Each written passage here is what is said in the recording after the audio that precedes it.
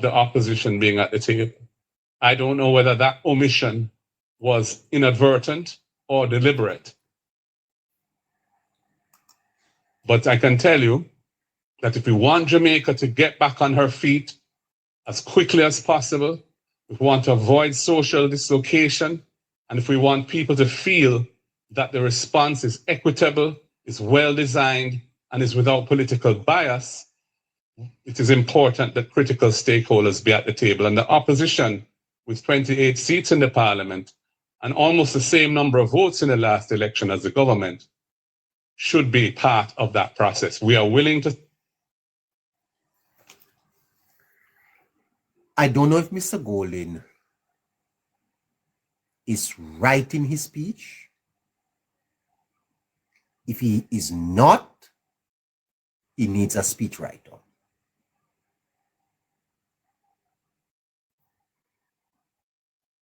If Mr. Golding is to stop speaking extemporaneously, extemporaneous talk, because what Golding just said here is loaded. Loaded. And I feel like I want to pick it apart and show you how loaded this is. Let me back it up a little.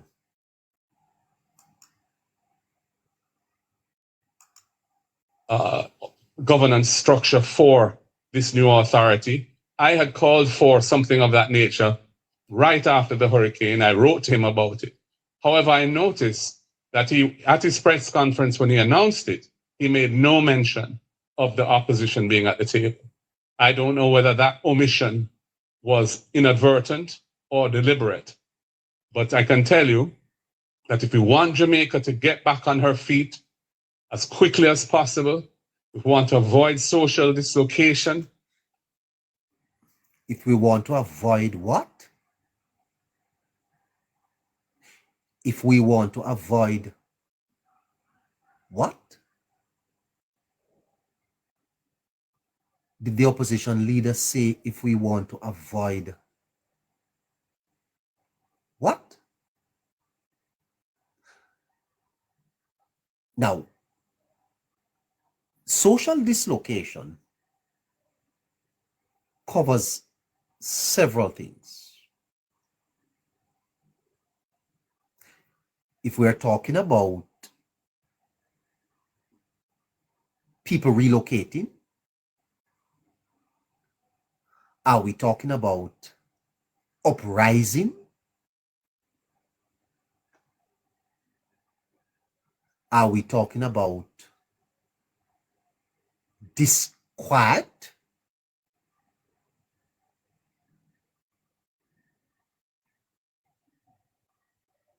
What are we talking about here?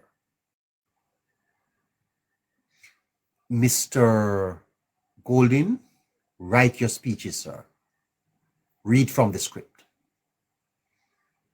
Because you must not be misquoted, and we must be able to understand what you are saying. Because there is a view that you do not mind chaos. Is there any hint here when you speak of? Let me play it again, because you comrades have taken note. Wrote to him about it. However, I noticed that he, at his press conference when he announced it, he made no mention of the opposition being at the table. I don't know whether that omission was inadvertent or deliberate. But I can tell you that if we want Jamaica to get back on her feet, I can tell you Pick it up there. I can tell you that if we want Jamaica to get back on her feet, you better include the opposition. Wow. Well, I tell you this. I'd love for a comrade to come here tonight and tell me what it is that the leader of the opposition is talking about. If you want Jamaica to get back on her feet, you better include the opposition. Huh? Is that or else what?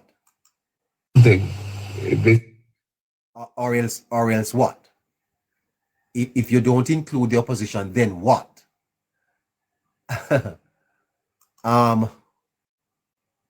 Go ahead. As quickly as possible.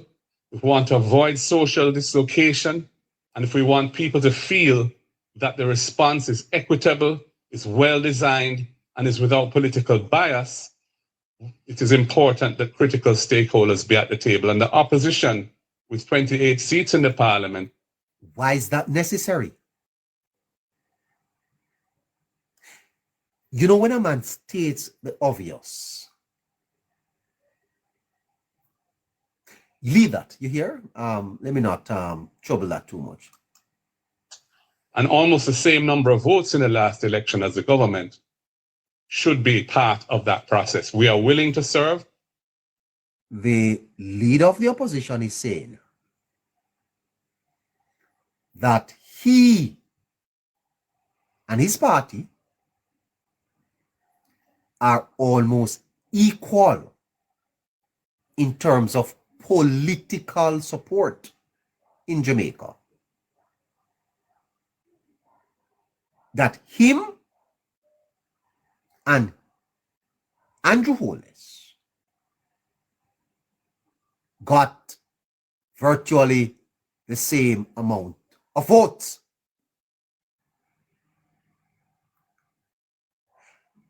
Is there something being said here that he has 28 seats and he has gotten virtually the same amount of votes as the government? That is of no moment, sir.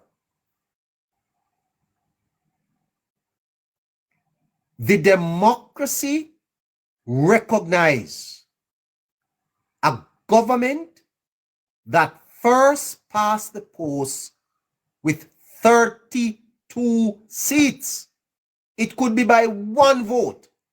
They are the majority. It does not matter how many seats you have. The strength of the opposition is not determined by the seats.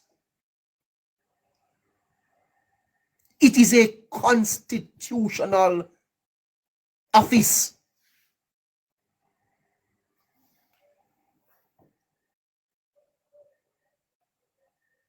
Edward Siaga won 60 seats in an uncontested election in 1983.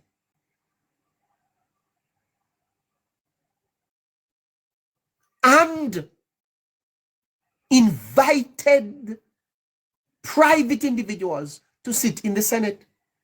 Eddie Siaga could have adjusted the Constitution, you know, could have changed it. And as vilified as that man is, Philip George, he is one of Jamaica's best, for he almost had absolute power and he didn't abuse it. The number of seats that you have does not weaken the role of the opposition. It doesn't. To say I have 28 seats is to assert an authority above what you have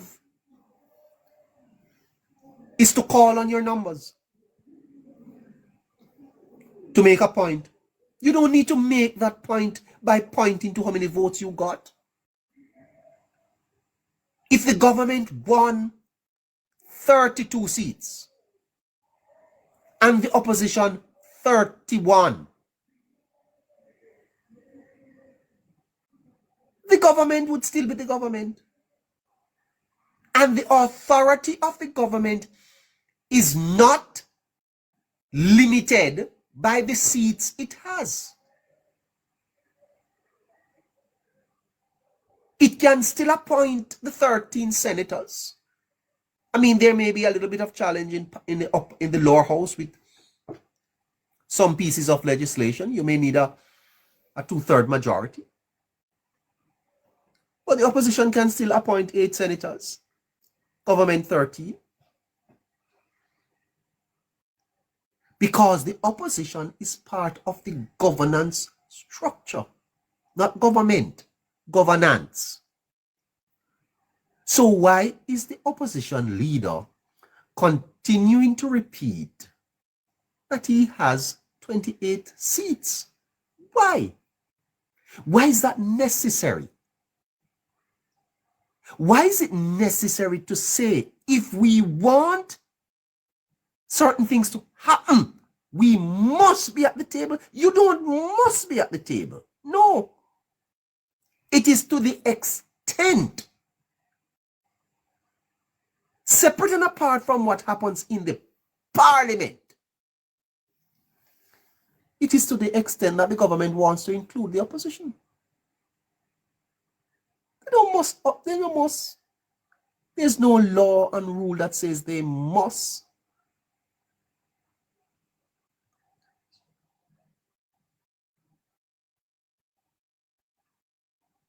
I find this concerning, you know.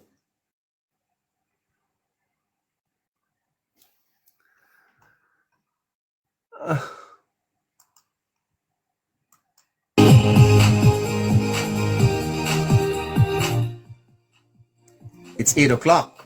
As a matter of fact, it's a minute after 8. Give me a little more time, please, Caroline. About 10 more minutes, please.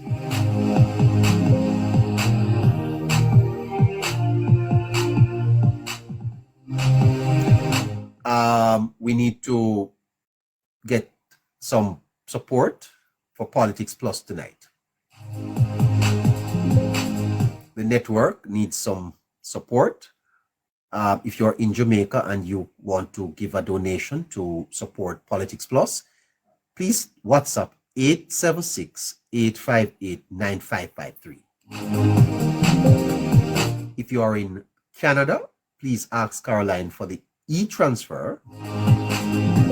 And if you are in the United States, ask her to give you the Zelle account or the Cash App.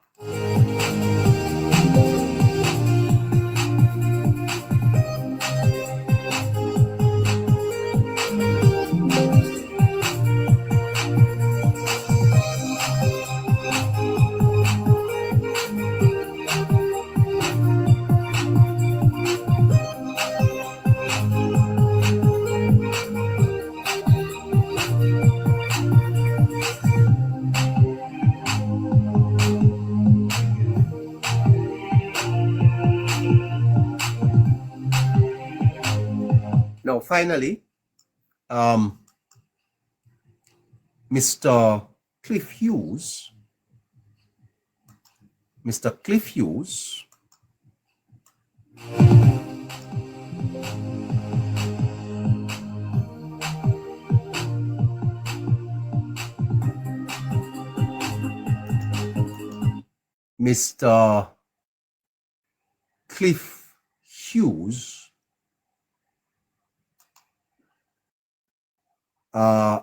did something today that I found to be quite good, and I want to share it with you.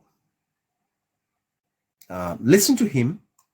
Parliament setting out very clearly how his administration is going about rebuilding Jamaica after Melissa and in doing so, showing a grasp of not only policy and governance, but technocratic competence. Yes, policy, but also governance and technocratic competence. Said that the Prime Minister showed a grasp of policy and technocratic competence. You know, a lot of people who come on this program are labor rights. I guess a lot of my listeners are also supporters of the Jamaica Labour Party. And they have been telling me that Holness is the best Prime Minister that we have had. They have said it. I've taken my time to think about it and to watch him.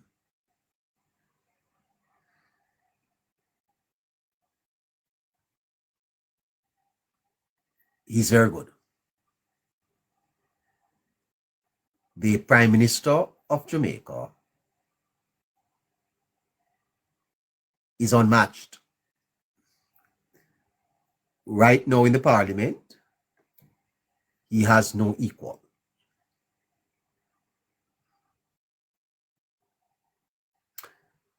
You know, the Prime Minister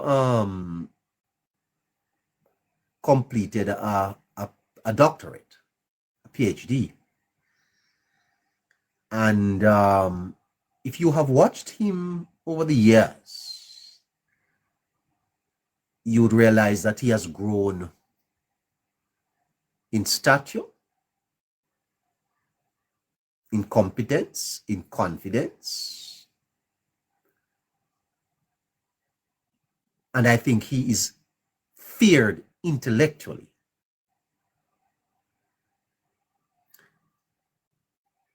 Angela Brown Burke found that out last night. Now, Angela Brown Burke is also a doctor, not a medical doctor. She has her PhD. And although the tape is a little lengthy, I think it bears playing. Because there is no one in the Parliament today that can match the intellect, the skills of the leader of the Jamaica Labour Party. And I like how Mr. Hughes spoke of this. Quite frankly, it's going to be difficult to beat him, you know. I'm going to tell you the truth. I am a man that anyway, it's going to be difficult to all right, play on. And technocratic competence. After the break, there was a moment as well in the Parliament when he was quizzed by the opposition, including the Shadow Minister of Foreign Affairs, Angela Brown Burke. You'll see that after the break. It's, of course, dominated by the government's Hurricane Melissa relief and recovery effort. And the opposition sought to scrutinize the response of the administration and the management of the recovery effort, as it should. That's why they're there, to scrutinize and to make sure that the government is getting on with the job. And there was this moment when the Shadow Minister of Foreign and Regional Affairs, Dr. Angela Brown Burke, questioned the Prime Minister about his government's response in the immediate aftermath of Melissa. Are you aware that your statement that the government will prepare and circulate to all partners the detailed Jamaica Reconstruction and Resilience Program document, including costings, phasing, governance structure, environmental and social safeguards, and all of that detail will ring hollow if you do not ensure that there is indeed a coordinated and joined up approach to what it's doing? Or persons will begin to ask, as they have started asking, why is it this early relief program has been so chaotic, disjointed, and partisan in how it has been carried out?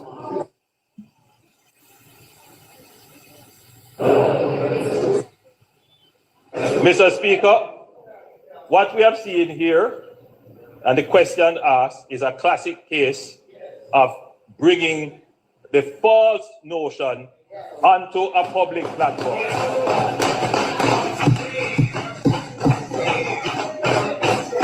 I can say here, Mr. Speaker, I can say here, and the member from Southwest, I call her my neighbor and my sister. And I try not to be harsh. I try not to be harsh. But she's saying that she can manage. Mr. Speaker, the member from St. Andrew Southwest is not an expert in disaster recovery. The experts in disaster recovery have spoken, and they have spoken publicly on Jamaican media, on Jamaican radio. They have written documents, and they have said quite the opposite. In fact, they have commended Jamaica as a small island developing state for its response. The persons who peddle this falsehood, Mr. Speaker, seem to conveniently ignore that Hurricane Melissa was one of the strongest hurricanes to have hit Jamaica, not just in the Atlantic, but globally. It is in the top 3 strongest hurricanes. No other hurricane has done the level of damage to Jamaica in its border district than this one. None. Within hours after Hurricane Melissa, I picked up the phone and I called the acting chief of defense staff, the head of the NWA, the minister responsible for works, and I said to them, get the airport open. They were out there in the night checking the road to make sure, checking with the necessary authorities to make sure that place was like. The following day, we were able to open the airport. Mr. Speaker, in a few days, hold on, in a few days, we were able to open the Sangster International Airport. In 72 hours, precisely. Now, let me be clear on this, Mr. Speaker. Let me be clear. Roads were blocked. Communities cut off. I don't like to talk about what the equipment capability of the JDF is. But we don't have enough helicopters. We just don't. It took 3 days for us to get additional airlift from our American friends, and I want to thank them for making the airlift available. 3 days. When I landed in Black River the day after, I sent a team by ground. That team could not pass through Holland Bamboo to get to me. When I called to say where they were still with machetes trying to cut their way through. JDF was there with them trying to cut their way through. Never forget it, a lady said she walked 20 miles. I saw her coming in to Black River, and she said a neighbor of hers was out in the storm and the wall fell on him and he died. And we asked JDF, as soon as you're able to mobilize, go and find this body. I mean, I would say we had about 5 operational helicopters. Now, you think about having just 5 helicopters 3 days after. How are you going to distribute that to deal with all the problems? The people who peddle that are unreasonable and they are lying. And they don't need Jamaica anymore. Now, Mr. Speaker, I am the first one to say that in the immediate response, there was a scramble. We don't deny that because we have never had this before. Institutions, you know, funny enough, Mr. Speaker, the members from Westmoreland made a very strong case that the disaster response was slow and ineffective. And you know, I reflected on it. I did, because every criticism, I take it and I look at it, because if I am wrong, I'm the first to admit. In the same way that when I looked at the response, I said in the first 3 days, we were all just trying to run around and trying to get things done. And you know why, Mr. Speaker? Because the member will tell you that the disaster manager for the parish fell ill, had a stroke, and that key person in the coordination of the response was not available. But I wouldn't only use that as a response, as an excuse. There were persons who lost their roofs, who were cut off, had no telecommunications, we couldn't find them. So to say that our response was slow, it's not just a lie, it's unfair. Let's make another point, Mr. Speaker. The Jamaica Defense Force stood up an operation, and we had to make strategic decisions about how we're going to use our resources. Strategic decision number 1.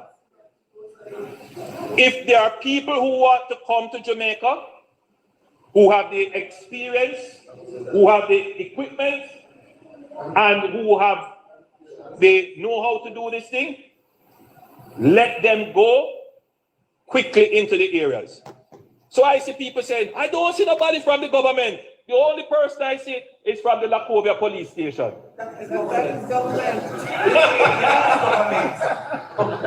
How you think the aid got there? You think they just swam into Jamaica? Yes. The government opened the airport. The government cleaned the road. The government escorted them. Don't talk nonsense. To ensure that all the people who you see out there who want to give aid to Jamaica, that they are able to do it.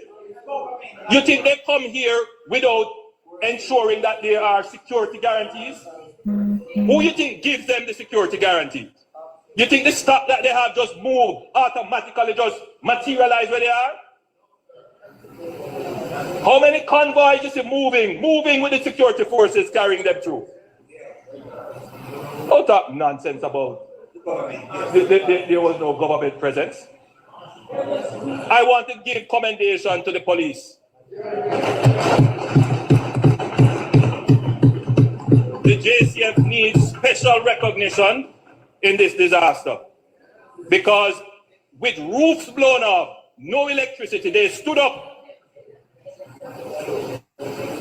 When I went to Black River, the police station was destroyed, nothing. They didn't have any electricity. One of my first order of business was to secure generators. I gave 4 generators to police stations. I don't go out and make this public because that's not my role or my job, but I did it just to make sure that there was a center of response. Yes.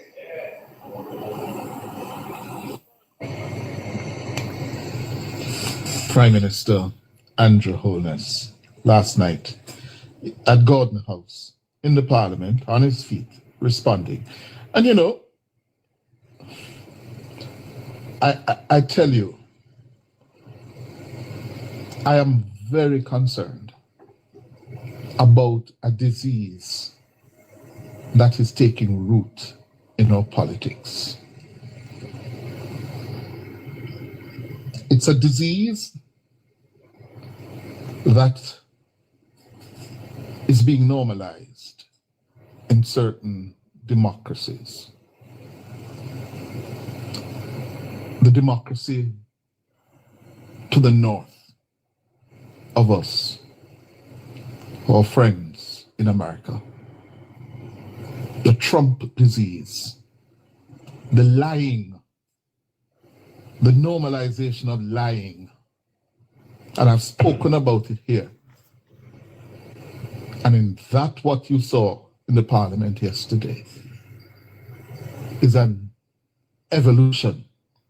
So those kinds of lies that are peddled, especially on social media, we see the opposition now legitimizing it in the parliament. And it is something that poses an insidious threat to our democracy, where we lie. And if you don't tell a blatant one, you tell a half-truth. And you push it out there. And you pay people to repeat it. And if they repeat it often enough, enough people will begin to believe it. It is an insidious and dangerous threat to the democracy. And the Prime Minister, I think, responded quite appropriately last night to Mrs. Brownberg. This is what one of the leading disaster experts at the World Bank told us right here on Nationwide a week or two ago. Yes, I'm going to read it for you. She is a senior infrastructure specialist at the World Bank, Artesa Saldivar Sally. And she was speaking with us week before last Wednesday on Nationwide at 5. I've worked in the biggest countries in the world. I worked in the smallest countries in the world. I worked in post-disaster reconstruction in Indonesia, China, the Philippines, Turkey. Guess what? It is world leading that your National Works Agency has framework contracts with all their contractors so that 6 days after landfall, you have 100 contractors all over Jamaica clearing roads. They're already there, they're stood up. These are contracting arrangements that are very rare, even in what we would think of as, sophisticated places. You heard that.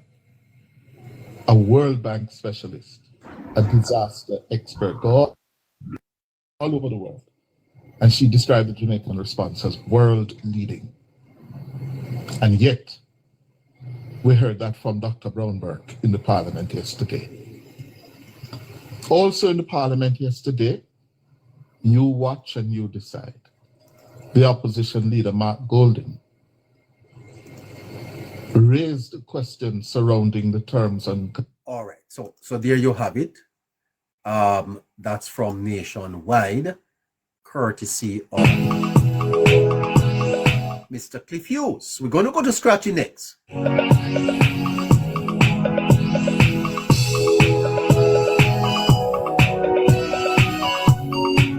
Those were the neighbors' notes. Neighbors' notes for tonight, 26/11/25.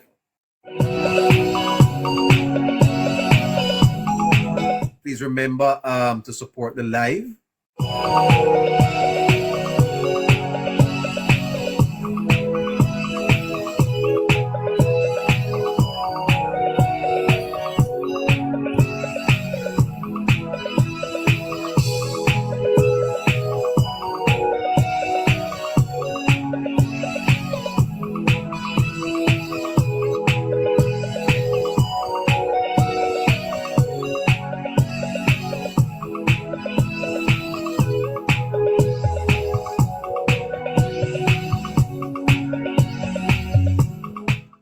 the night to you, Scratchy. How are you doing?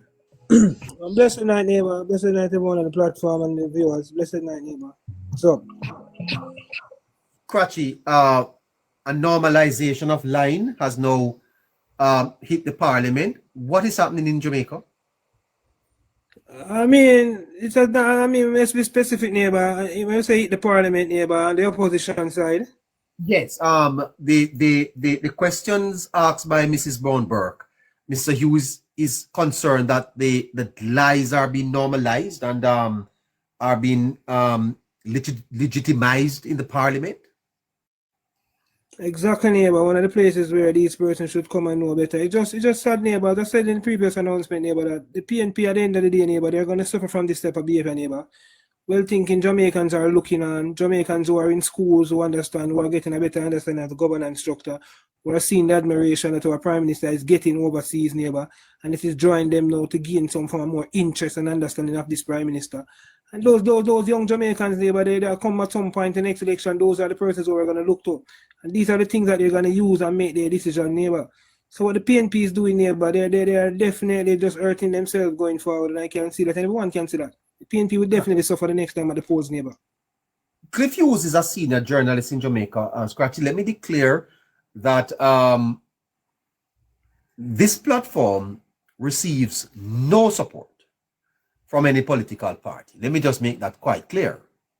Those of you out there peddling falsehood, suggesting that that we are being paid, you know of any payment to us, Scratch?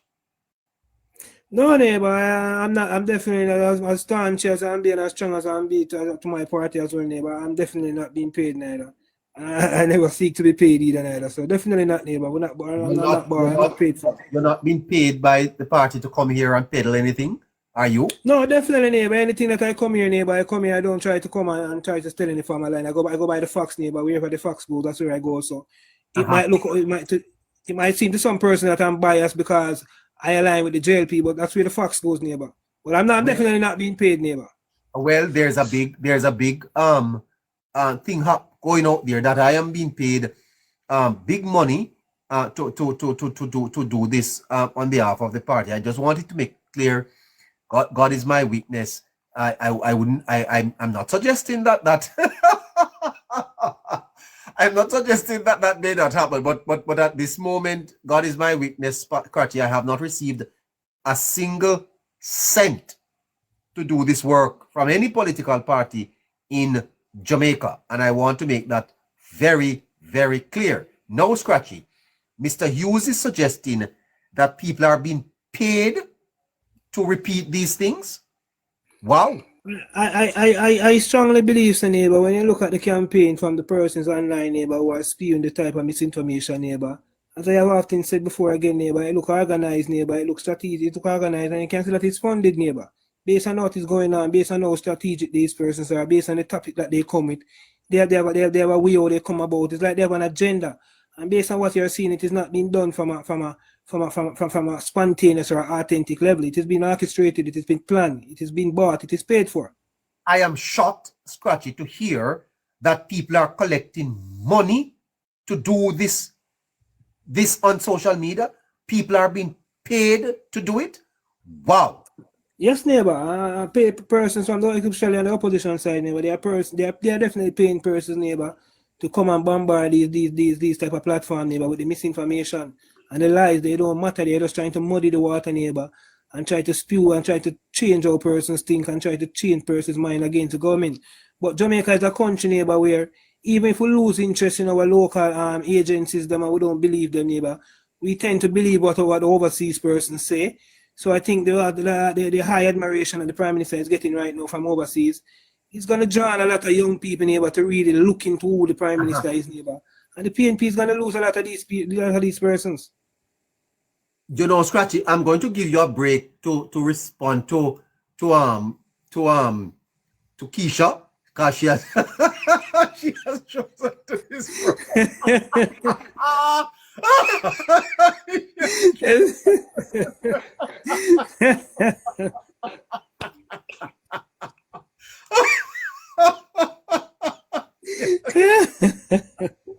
It's here, neighbor. It's You're good there. Let not your heart be troubled. Scratchy is here, okay? Yeah, anyway, Scratchy, on to serious matter. It concerns me, Scratchy, that our most senior journalist is hinting that money is behind social media lies. What amazing place we are in Jamaica. It just shows, neighbor, that the opposition, neighbor, will try to gain power by any means necessary, neighbor. We have an opposition party, neighbor, that I told you before again is the worst opposition party that we've ever seen in the history of Jamaica, neighbor. Earlier on, I already made mention of Mr. Siaga, neighbor, one of our longest serving opposition leader, neighbor. A man who served as the opposition leader with class, neighbor, mannerism, neighbor, and style, who always have the best interests of Jamaica, despite being in opposition, neighbor. He didn't try to push upon the government certainly. You made mention of the fact that Mr. Siaga had 60 seats at one point in time, neighbor. He could have changed the whole constitution of Jamaica to make sure the Labour Party never lose the next election. Yes. And he didn't abuse his power, neighbor. And now we see where now we have an opposition leader here who don't have no power at all. He's trying to make demands of the government, trying to push up himself and the government a certain way. Keep talking about his 28 seats and talking about there's a close majority with vote and such like that. This guy, neighbor, is ruled by his ego. I don't know what is pushing this guy. And I think Mark Golden and the PNP, neighbor, they need to understand that in a two-man race, neighbor, when you lose, neighbor, you don't come second, you come last. So I don't know if this guy think this guy is behaving like he comes second. He didn't come second, Mr. Golden. You came last in the race, sir. It was a two-man race. So I just don't understand these guys, neighbor. And it is getting very concerning, neighbor. When you see a senior journalist like a Mr. Cliff Hughes, neighbor, can say that these persons are being paid. I'm telling you, they are being paid, neighbor. Anyone can tell you that. The opposition persons who support the opposition party, neighbor, and online, they are being paid, neighbor. They are orchestrated and it is planned. You can see them. Look at the type of persons where they are using to. It is being paid. They are paid for, neighbor.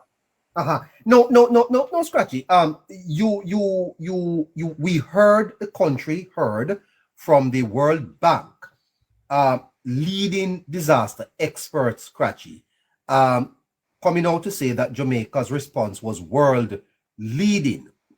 Yet the PNP chose to go to Parliament to suggest otherwise. No wonder Mr. Hughes had to call them out for it, Scratchy. Appropriately so.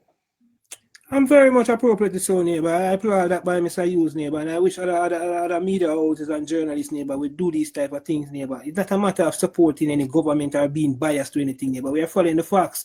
The journalists, you hold certain responsibility, neighbor, to make sure that facts are being spewed out in the information in the world, in the country by at large. So I applaud him, neighbor, and I am still concerned, neighbor, that a political party who seem to be the alternative, who want to be the alternative government, neighbor, is funding things like these, neighbor. These are bordering treason, neighbor. These persons can be. This is very treasonous, neighbor. Bordering treasonous, neighbor. Because with things like these, neighbor, you send a bad international look. Someone like that saying from a parliament, a member of parliament in the parliament saying that, neighbor. It was good how the prime minister came out with this rebuttal, neighbor, very strong, telling her that she's not a specialist in this area. So that's what you're saying don't make any form of sense. And you can say that she was shamed, neighbor. She was shamed.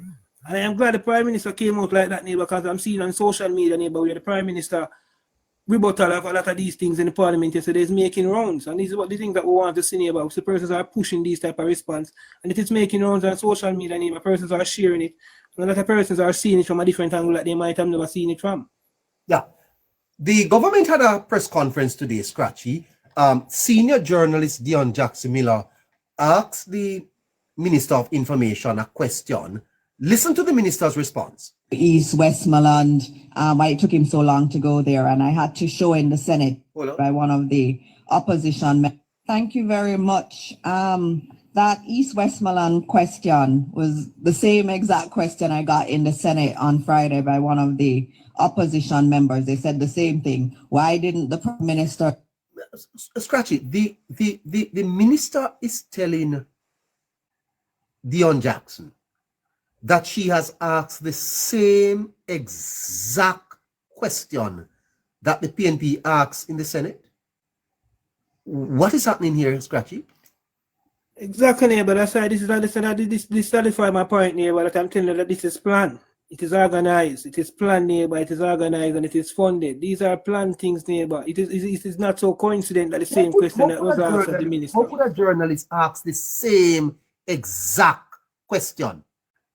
Because these questions are being floated around, neighbor. Persons who support the opposition party are a part of the proxy group, neighbor. These persons have the ability to gain access to these questions, neighbor. This is orchestrated, neighbor. It is planned. All the attack that we're seeing coming towards the government, neighbor, from big media houses to some little nobody and social media, it is an orchestrated plan, neighbor, to make the government look bad in this disaster. It is not a coincidence, neighbor, that a senior journalist like Mr. Jackson Miller can come and have the same question that was asked of the minister in Parliament. They are pushing that question. They wanted to ask it in the Senate. They want to ask it now in a press conference.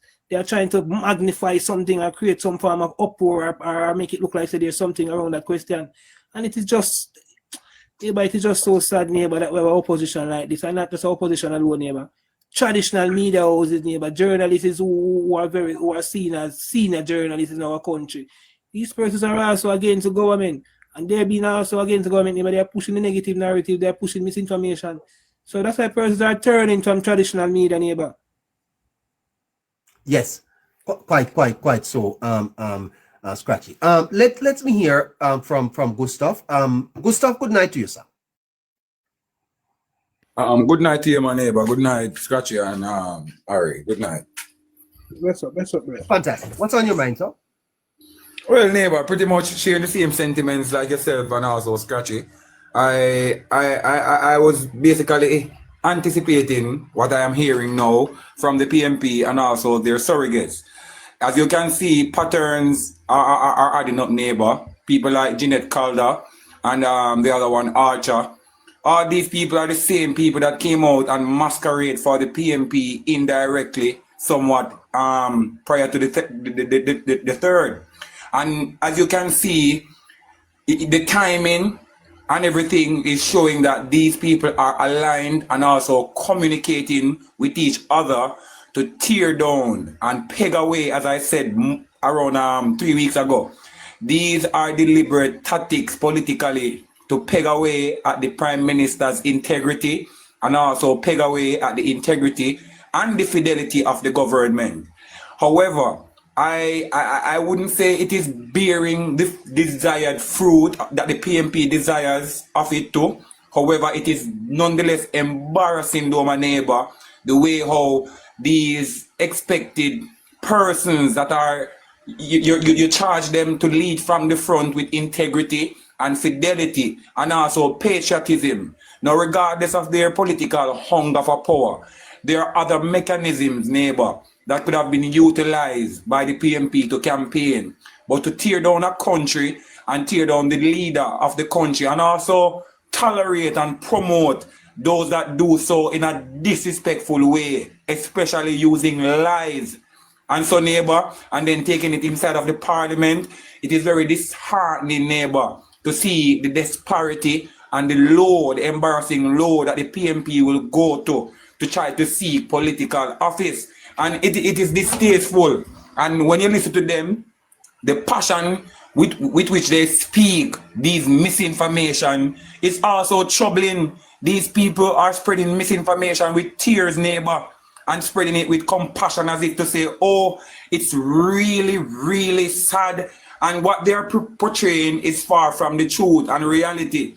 And even the opposition leader, my neighbor, the way his antics is appearing to us, it's as if he's trying to use numbers to say, yo, you're barely winning, so me I steal the money, so you have to watch how you deal with. And I'm also feeling, neighbor, that he's being compelled into responding to a lot of things that does not warrant him responding to, and even speaking falsely. I think he's being inspired by outsiders of the PMP, but nonetheless, PMP surrogates to say, yo, say something, man, say something. You can't just make the government to get pure good name, so, or don't allow the government to get any good name. These are deliberate mechanisms being used by the PMP. And you can see that the Prime Minister himself and others on the JLP side have recognized this and have basically positioned themselves better than the last time to refute and debunk these misinformation and disinformation, or generally the propagandas that are coming from the PMP and their surrogates and operatives, sir.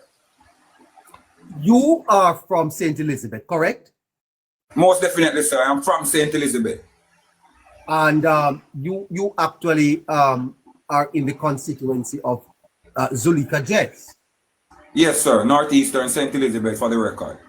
How is the recovery there going? All right. So individually, the people themselves, neighbor, are trying to. Hold on. Let's listen to your MP. Is she your MP? She is the MP for Northeastern St. Elizabeth. Your MP.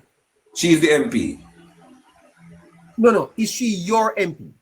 She is the member of parliament, neighbor for Northeastern St. Elizabeth. If that makes her my MP, then probably. That you give 100,000 to each beneficiary. I have not been able to do so. I have taken the decision that I cannot choose who should benefit and who should not.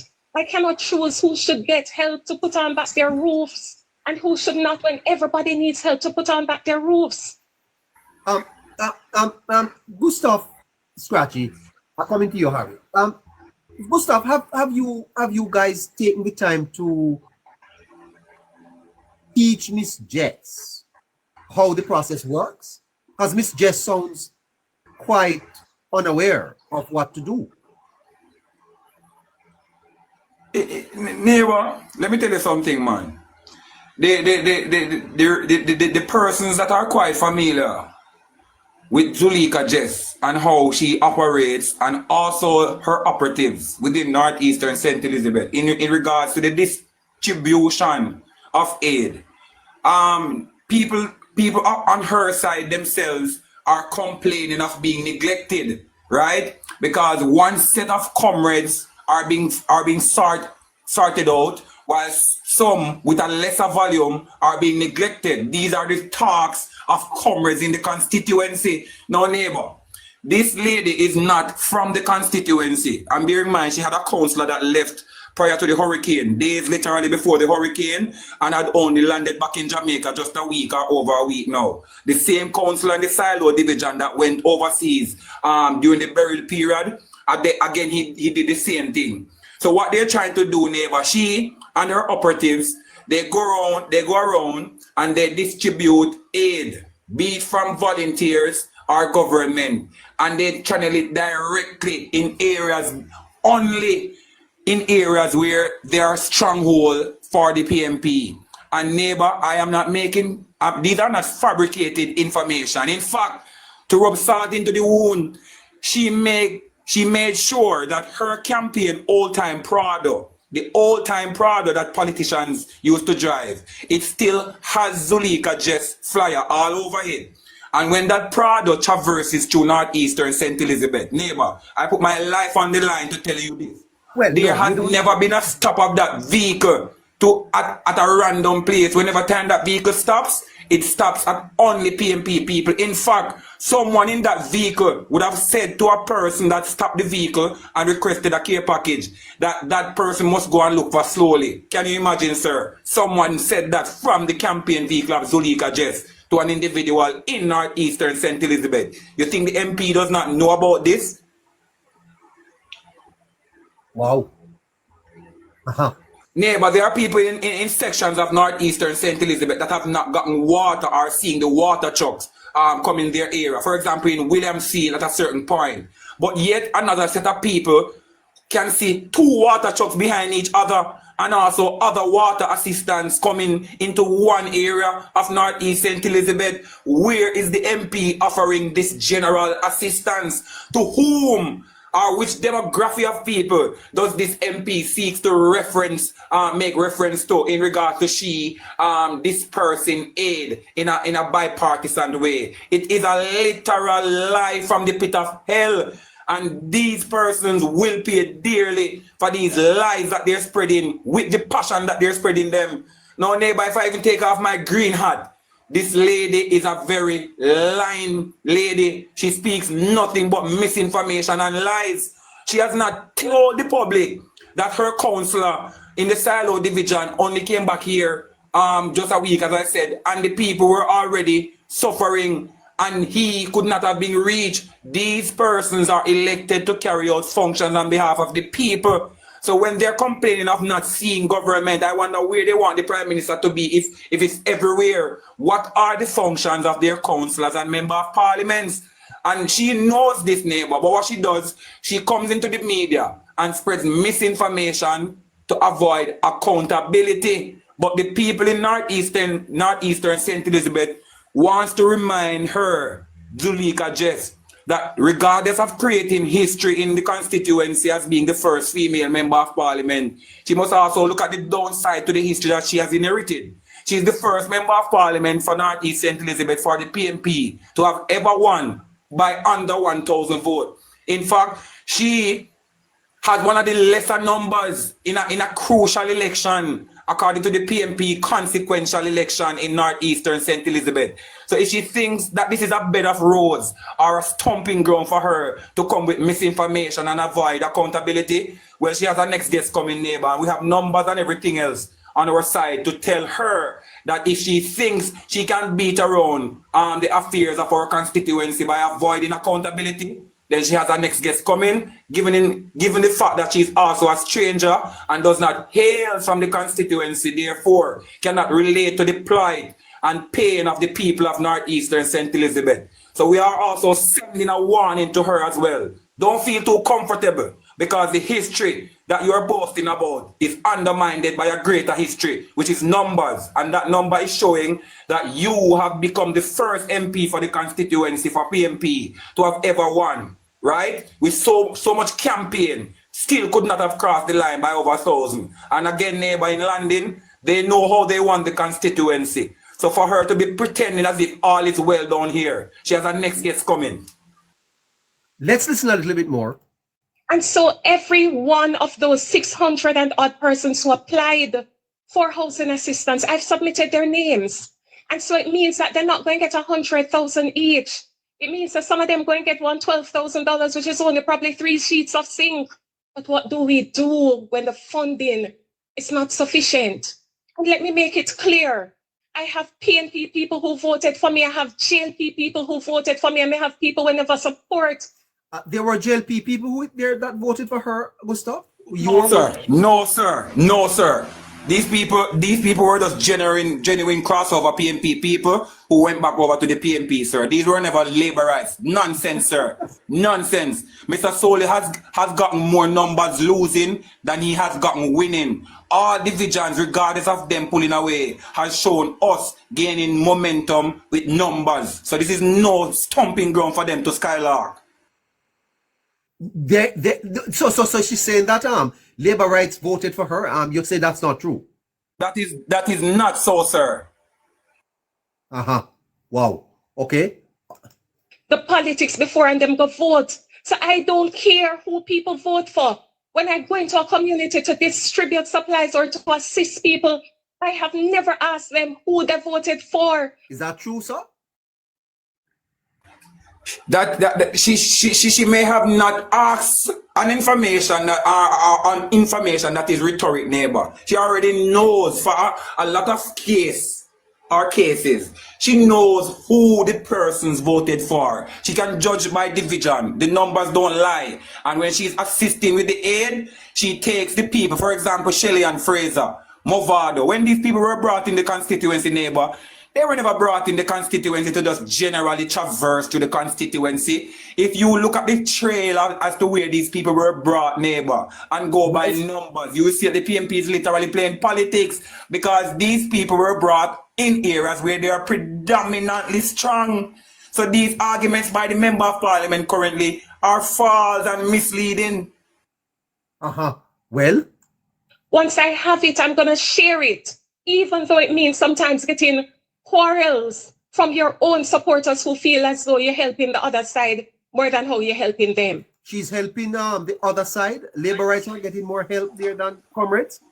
No, sir. What she does whenever her own confronts her for assistance, she gives them an excuse. She finds some form of excuse to give to the people, sir. She does not have a proof. In fact, Neighbour, make it make more sense. You think she just how she loves to gain political mileage will be going around dispersing packages, care packages randomly to persons who she says is non-affiliated to her support base. Sir, to how she wants fame and prominence in the media, she would have videoed that. Let's go by how she operates. They would have videoed that and captioned it. Think about it deep. She wants to score political points. You can see that in her actions. You think she would have done that and just swept that under the carpet and not made it public? Easy to spot that is a lie. Wow. And I say this to say that we do not support the practice of division. We do not support the practice of undermining duly elected representatives whose only intent is to provide help for people who are suffering. We see people who are in need. We don't see JLP, we don't see PNP. We see she's unbiased and unpartisan good stuff. And she's lying, neighbor, when one set of people in the constituency constantly have to be buying water, when another set constantly be getting it free. Chuck after chuck of water. Where are these water going, neighbor? Again, let us make trail matters. The trail to follow these water delivery, it goes only in PMP predominant areas.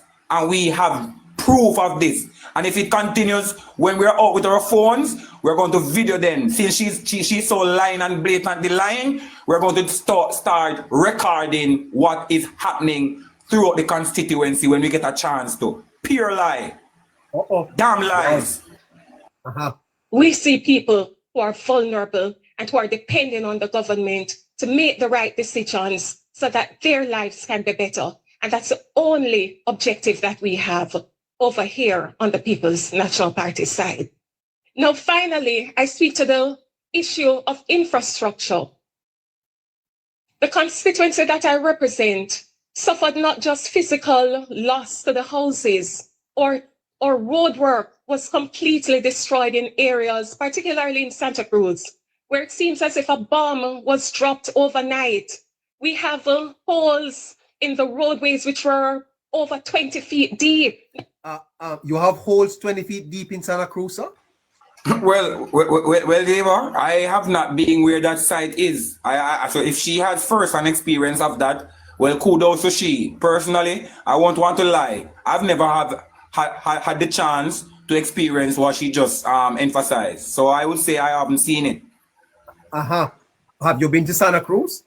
I have been to Santa Cruz on more than one occasion. However, though, being to Santa Cruz only in Santa Cruz proper. I have not been in the neighboring districts of Santa Cruz or the terrains thereof. Wow. No, I've tried my best to assist, but these are all temporary gaps, temporary stop gaps, by using the debris that had been washed away to try and fill back the holes so that people can't say that they are marooned. But what is the plan going forward? Because one more show of rain and the whole of that wash away, and people again going to be marooned. The people in Abraham, who even though we tried to fix the road and did the best that we could, they tell me that when rain fall, they still have to walk to get home up in the hills because the cars still can't manage because it's mud and dirt that was used. So it has slipped away and is slipping away. What is the plan? Are we going to wait until something disastrous happens before we put in place plans and solutions that will actually inure to the benefit of people? In Santa Cruz, we have a situation where all of the mud, all of the debris from the hills washed down into the town of Santa Cruz. I recommend. Well, there you go. Good stuff. That's your member of parliament talking on behalf of her people. You are saying that some of the things that she's saying, you are disputing them. Let me ask, Scratchy. Yes, neighbor. Scratchy, these young, inexperienced members of parliament, I'm hearing, Scratchy, from a lot of them that the initial tranche of $10 million is not sufficient. Scratchy, if you and I have an understanding that the MPs are not responsible for the reconstruction, why is it that they are making the case for reconstruction when the government clearly says reconstruction is the job of the government? The MP is to intervene in emergency situations. I mean, neighbor, listening to this new member of parliament, neighbor, perfect example, neighbor, of young Budman was storm, neighbor. a perfect example again of disingenuous. This lady neighbor is someone who's, to be honest, no disrespect to her or anything neighbor, but she has become so annoying neighbor. She has become very annoying neighbor since election day and worse in this crisis. She's so annoying right now. She's annoying me, and I'm sure I'm not the only one that she's annoying right now. As an attorney neighbor, I don't like how she speak. She don't speak like someone who's an authority, who's an attorney who have any form of sense, certain way.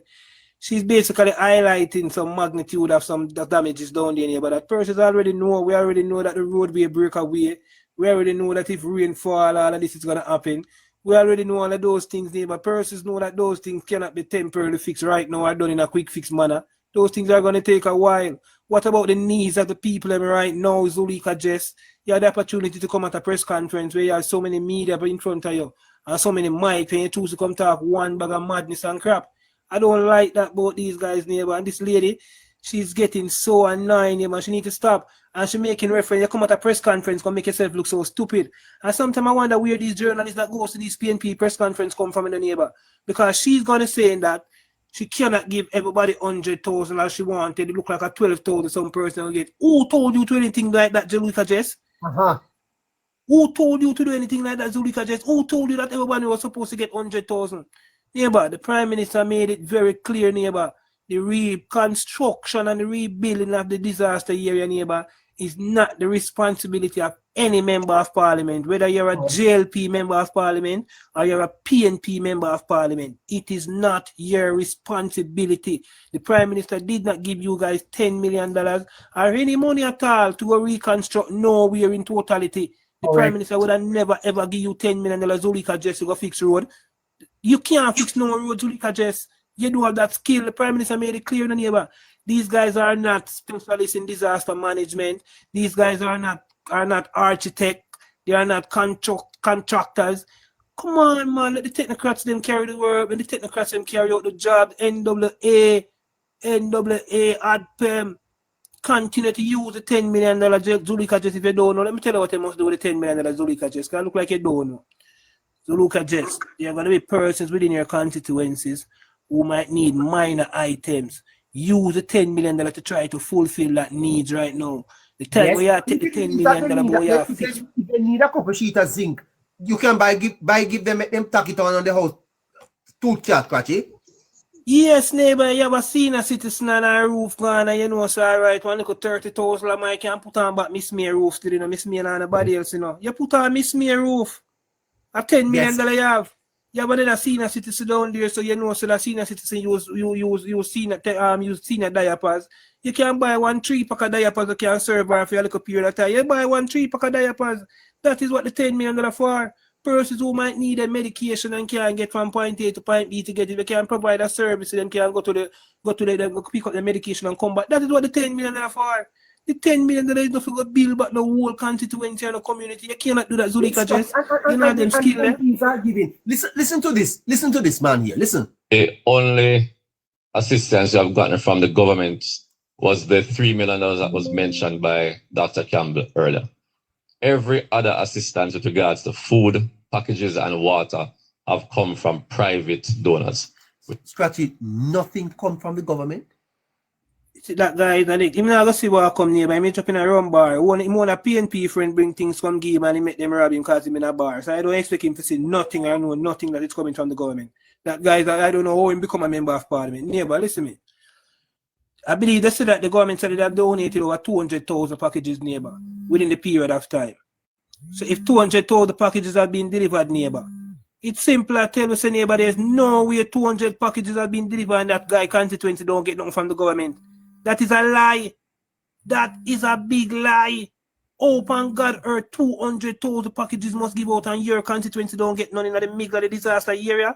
Come on, guys, stop telling lie, man. That guy is a lie, neighbor. He's a rum bar, that guy always in the neighbor. That guy is a junk. Listen. I have to thank all of these persons who have been coming out. There have been major organizations, like for example, GEM that was mentioned earlier. But there have been numerous private individuals who have come into the parish. Some of them are from the parish, some are not, but they have lent a helping hand. And the residents of the constituency have been truly appreciative of what has been done so far. So just in closing, I just want to say Central Westmoreland needs the assistance. We I know Dr. Campbell said he was the worst hit, but I would beg to differ because Central was equally hit, I think. And if you look at the stretch coming down from White House, after leaving Eastern Westmoreland and Bluefields, the entire stretch coming to Ferris looks the same way. If you turn going to Montego Bay, the entire Waterworks stretch looks the same way as White House and Belmont. So it was total devastation in the constituency. And as I said, it's the largest constituency when it comes down to the amount of people, which means that we need special attention, and asking everybody who is listening to this press conference that we need as much attention as we can possibly get. But so I'm going to say to the residents of the constituency, the whole firm, we will do whatever we can to assist the process, and you can rest assured that you're a member of part. I'm scratching. All of them basically at the press conference suggested that they didn't have enough. And I'm wondering, I've lost Scratchy. I'm coming to you, Harry. Coming to you. I want you to deal with something for me. I'm sorry. Let me just add back Scratchy a little bit. Yeah. Yes.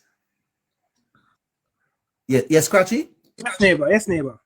Yeah. So all of them, Scratchy, are basically suggesting that they don't have enough to do the reconstruction. But I think, Scratchy, what I'm pointing out is that NARA is the responsible agency for reconstruction. What the MPs are to do now is to gather information and get it into the government and use the money that they have to do the immediate relief and to relieve the people's immediate stress. Isn't that what you understand this first phase to be?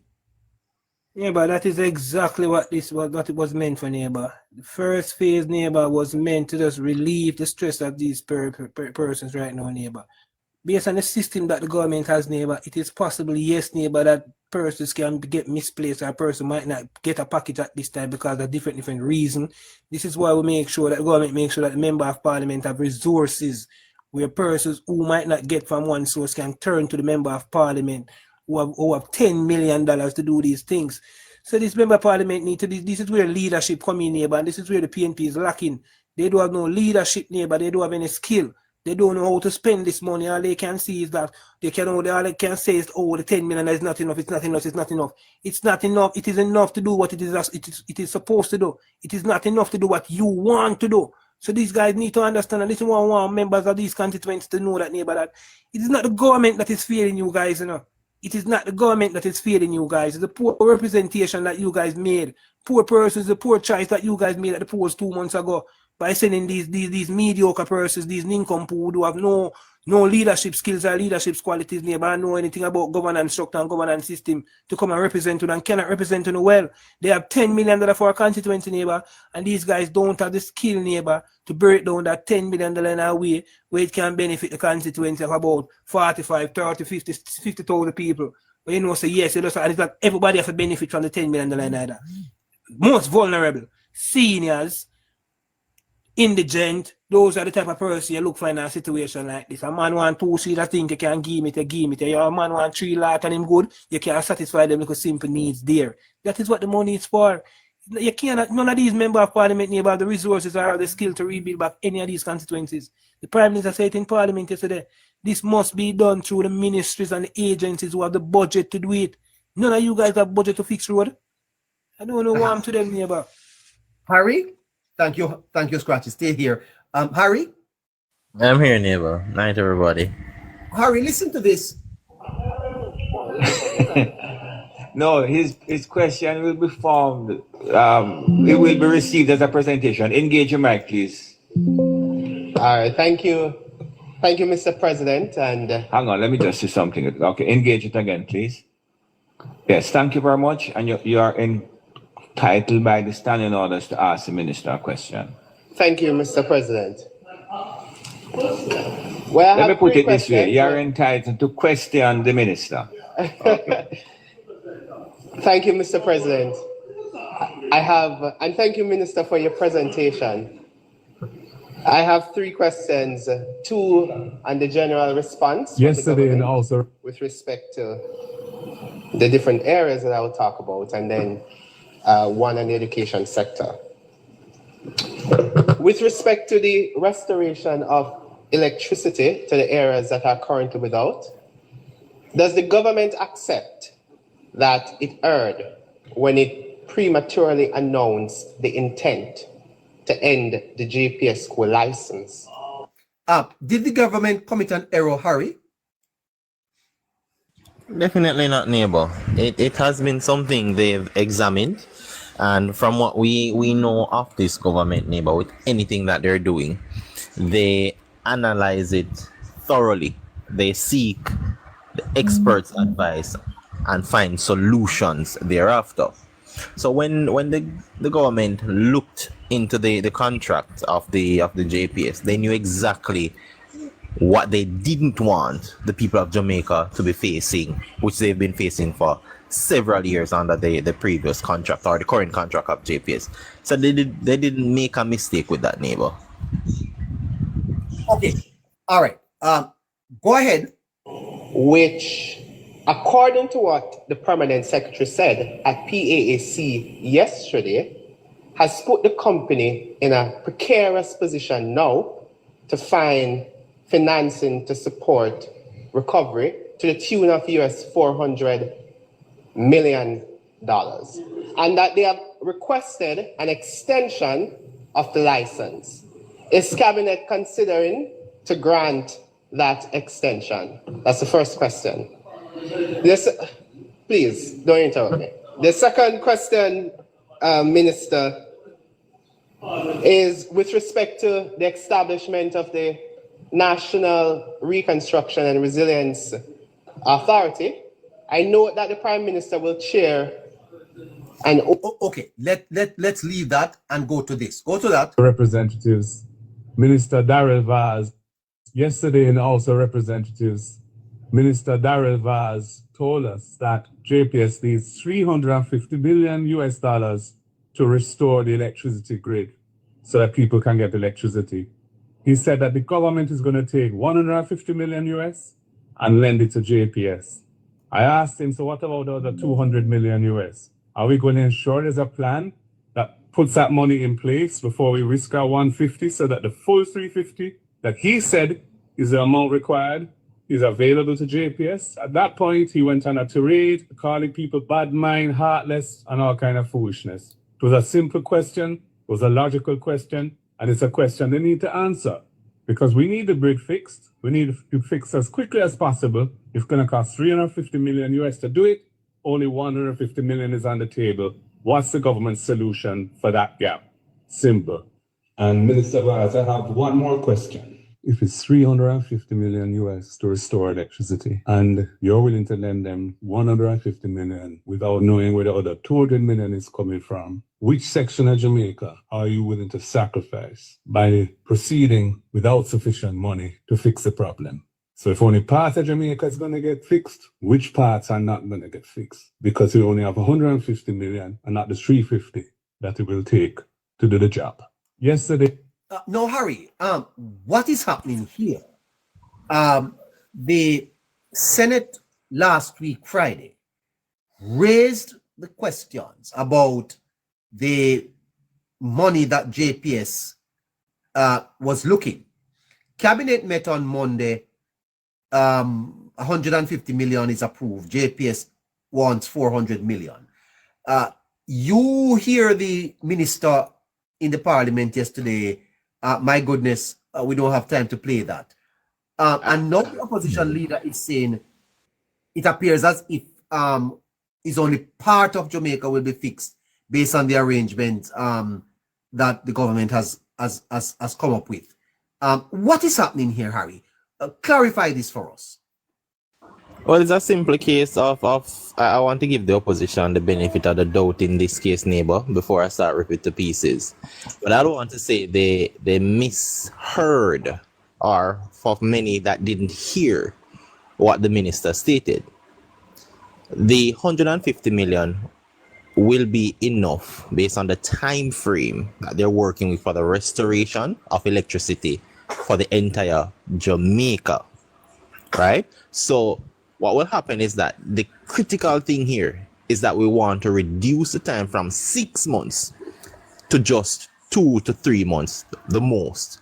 because of how critical electricity is for the recovery of Jamaica.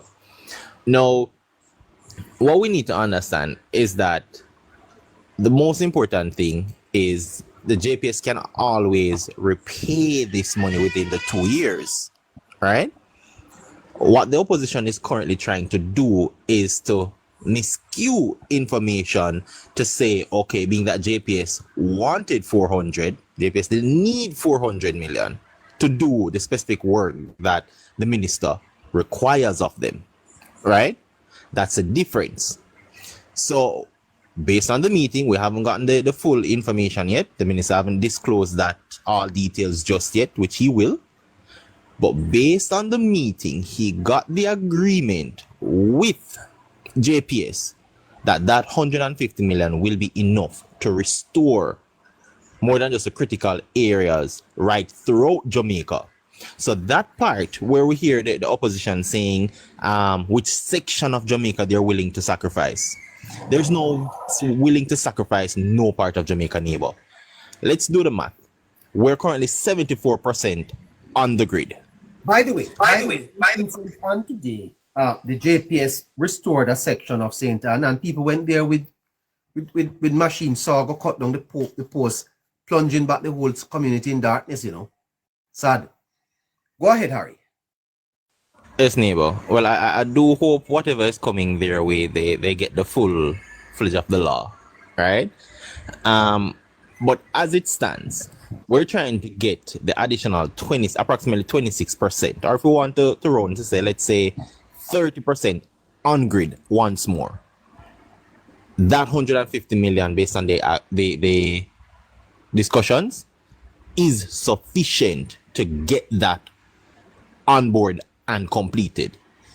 I think further down in the clip, if we could have played it, we would have heard Minister Vaz stated that as well. But it's something the opposition is trying to rivet in people's head to say, listen, some people now gonna get electricity and the government will be the one to make that choice. So if you don't have electricity by X time, then you know is the government don't want you to have electricity, when that is total nonsense, neighbor, right? Because why is he asking the minister that though? To tell which part of Jamaica will get light and which part will not? Isn't the JPS responsible to restore electricity to the entire island and not the minister? Definitely, neighbor, because they have a contract to fulfill.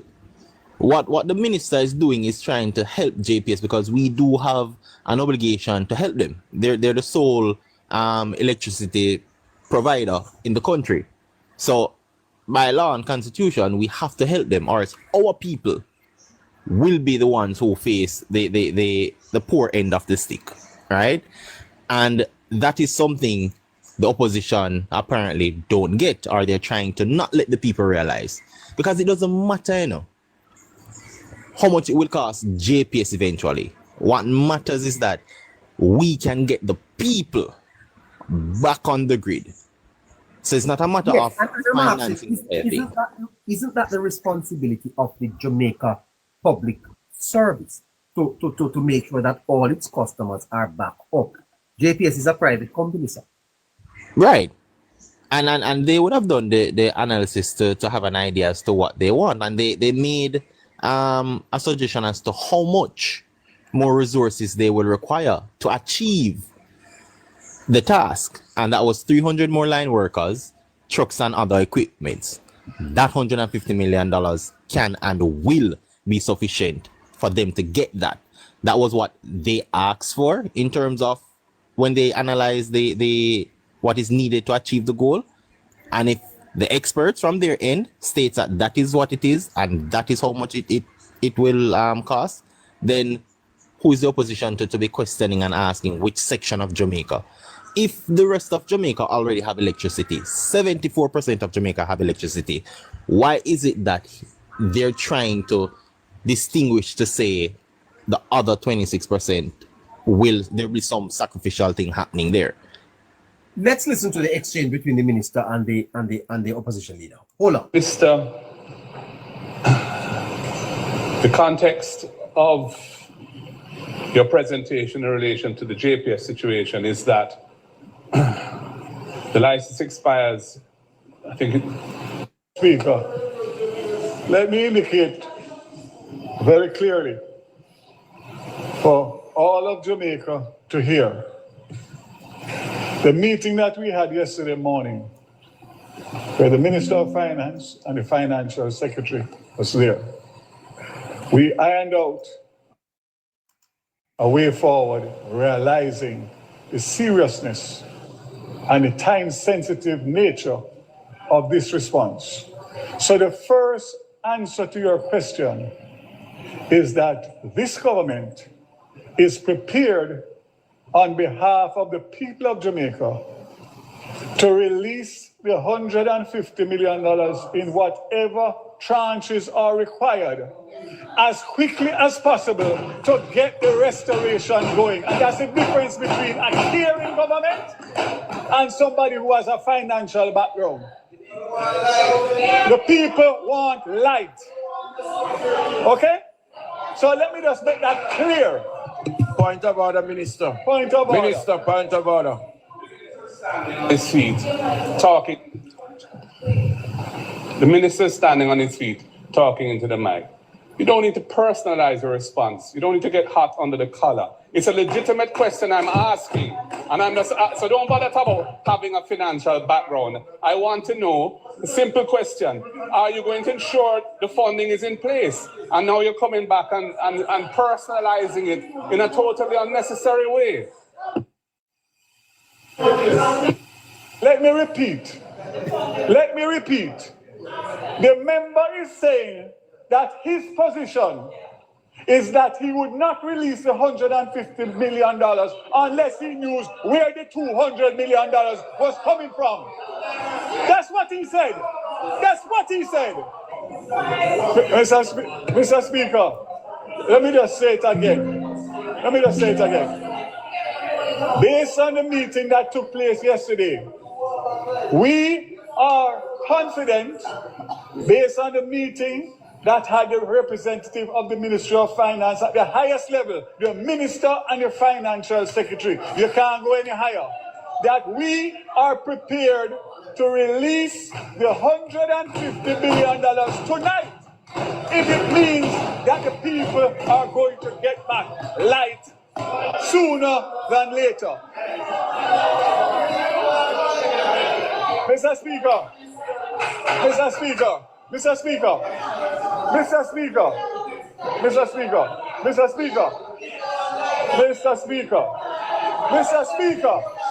Members. Mr.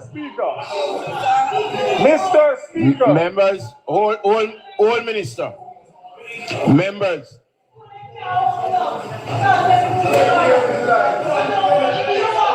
You are a wicked and evil. Bad mind don't go on yet from September 3rd. Members. Wicked and evil. Mr. Speaker. Minister, hold. Members. Members from the opposition side. You are an uncaring set. If you are do, a heartless set. if you do not allow the minister to continue, then we will have to go to something else. Please. You do not have the floor. Member from St. Catherine North Central, you do not have the floor. Mr. Speaker. You will find out in short. Mr. Speaker. Go ahead, Minister. The $150 million that the government is prepared to release as soon as the documentation is in place, which will be no later than a matter of hours to a day, because of the urgency, is specific for restoration over 2 months, December and January. That $150 million is ring-fenced to deal with a restoration program that will take care of Jamaica, not only some parishes. And if you are going to tell me that there are people in this house that would question a government in a crisis like this to hold $150 million that we have availability now to find out about $200 million, which can take another month or 6 weeks. All right, Harry. Yes, Neighbour. Yes. Can you just break this down for us, Harry? Because this seemed to be a controversial matter right at this point. The people of Jamaica want back light, Harry. Why is the government lending JPS $150 million? Let us understand that first. All right. Simply put, Neighbour, we need to get the entire country back on the grid, right? Especially those areas that are key areas for like our tourism and other entities, just pointing out a few. So it is the government's job to ensure that they can assist as much as possible to get the citizens of Jamaica what they request or what they need, And that is because JPS does not have the capacity or resources or the funding to do it.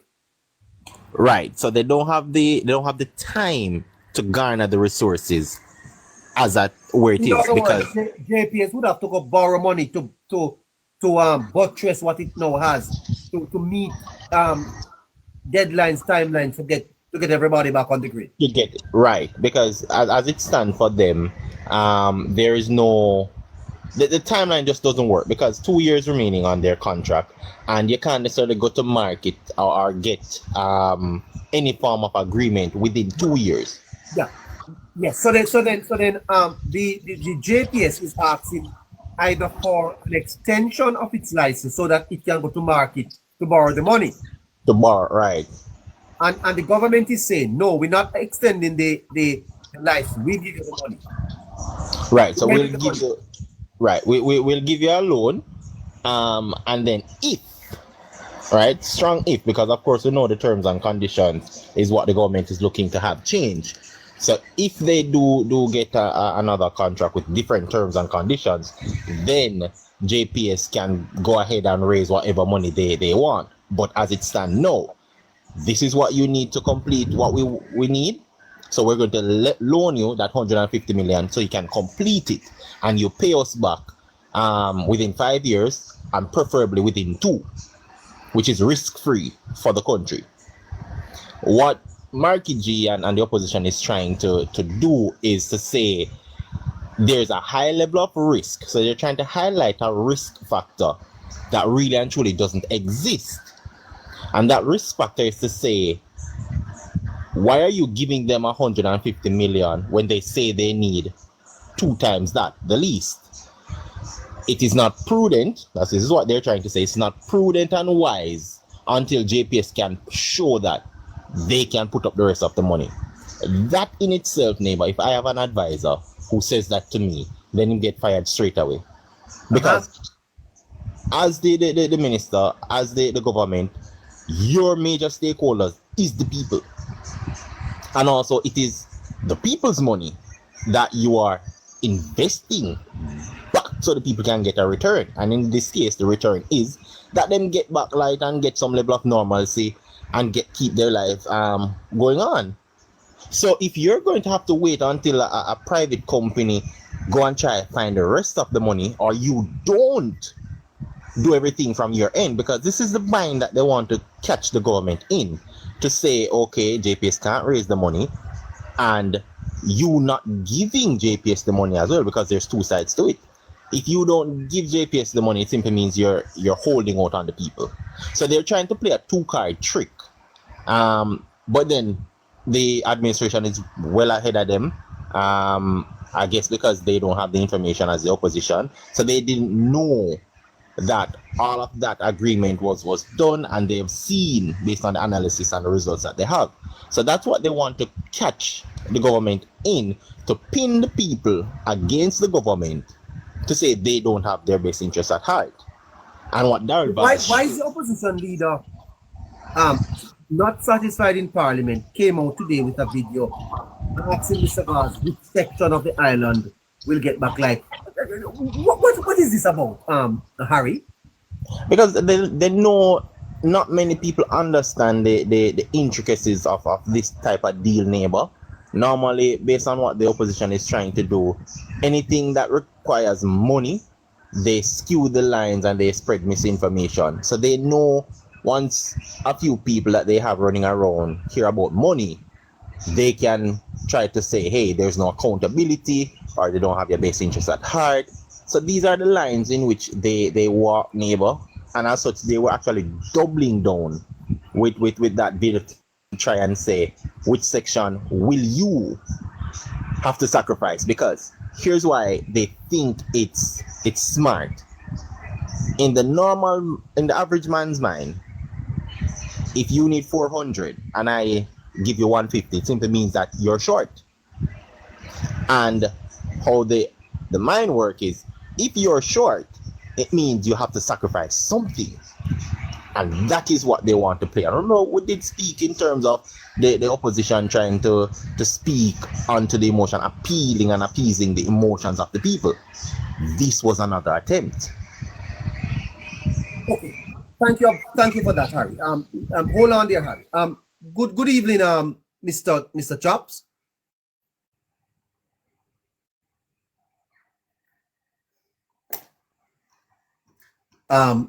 Chops? Well, not hearing him. His microphone is closed. Yeah, man, I'm here, man.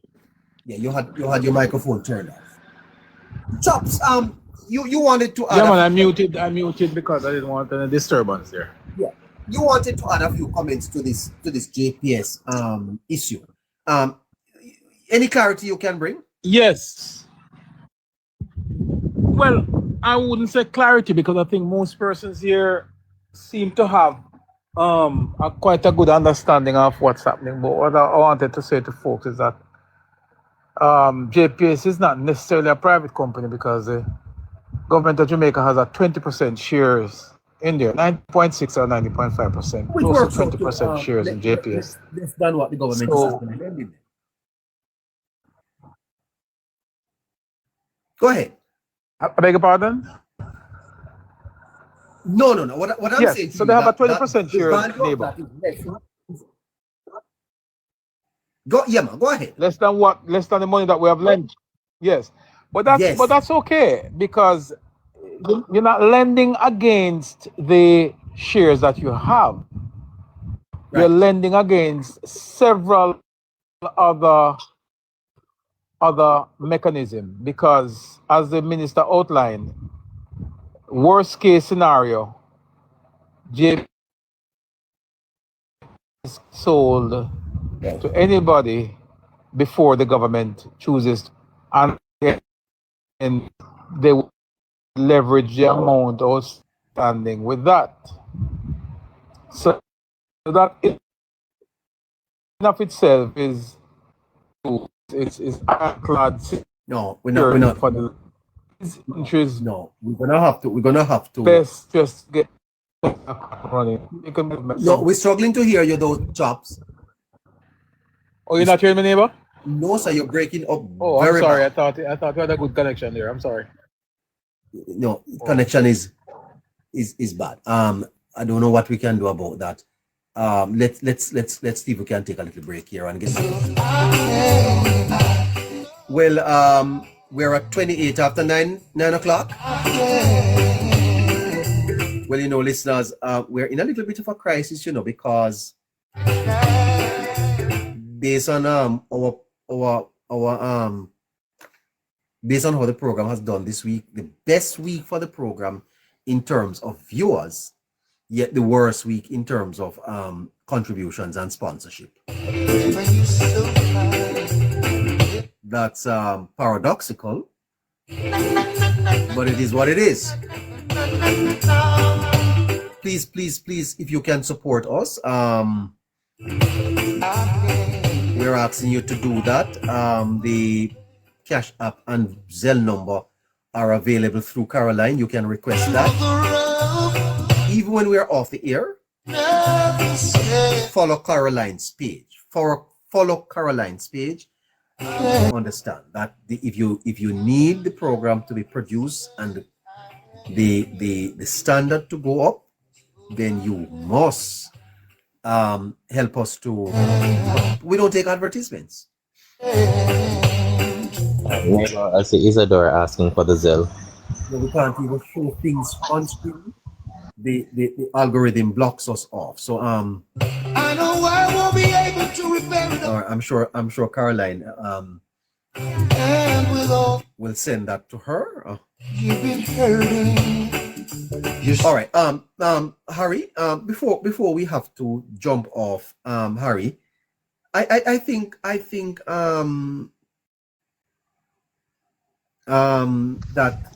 the people of Jamaica, what they are concerned about Harry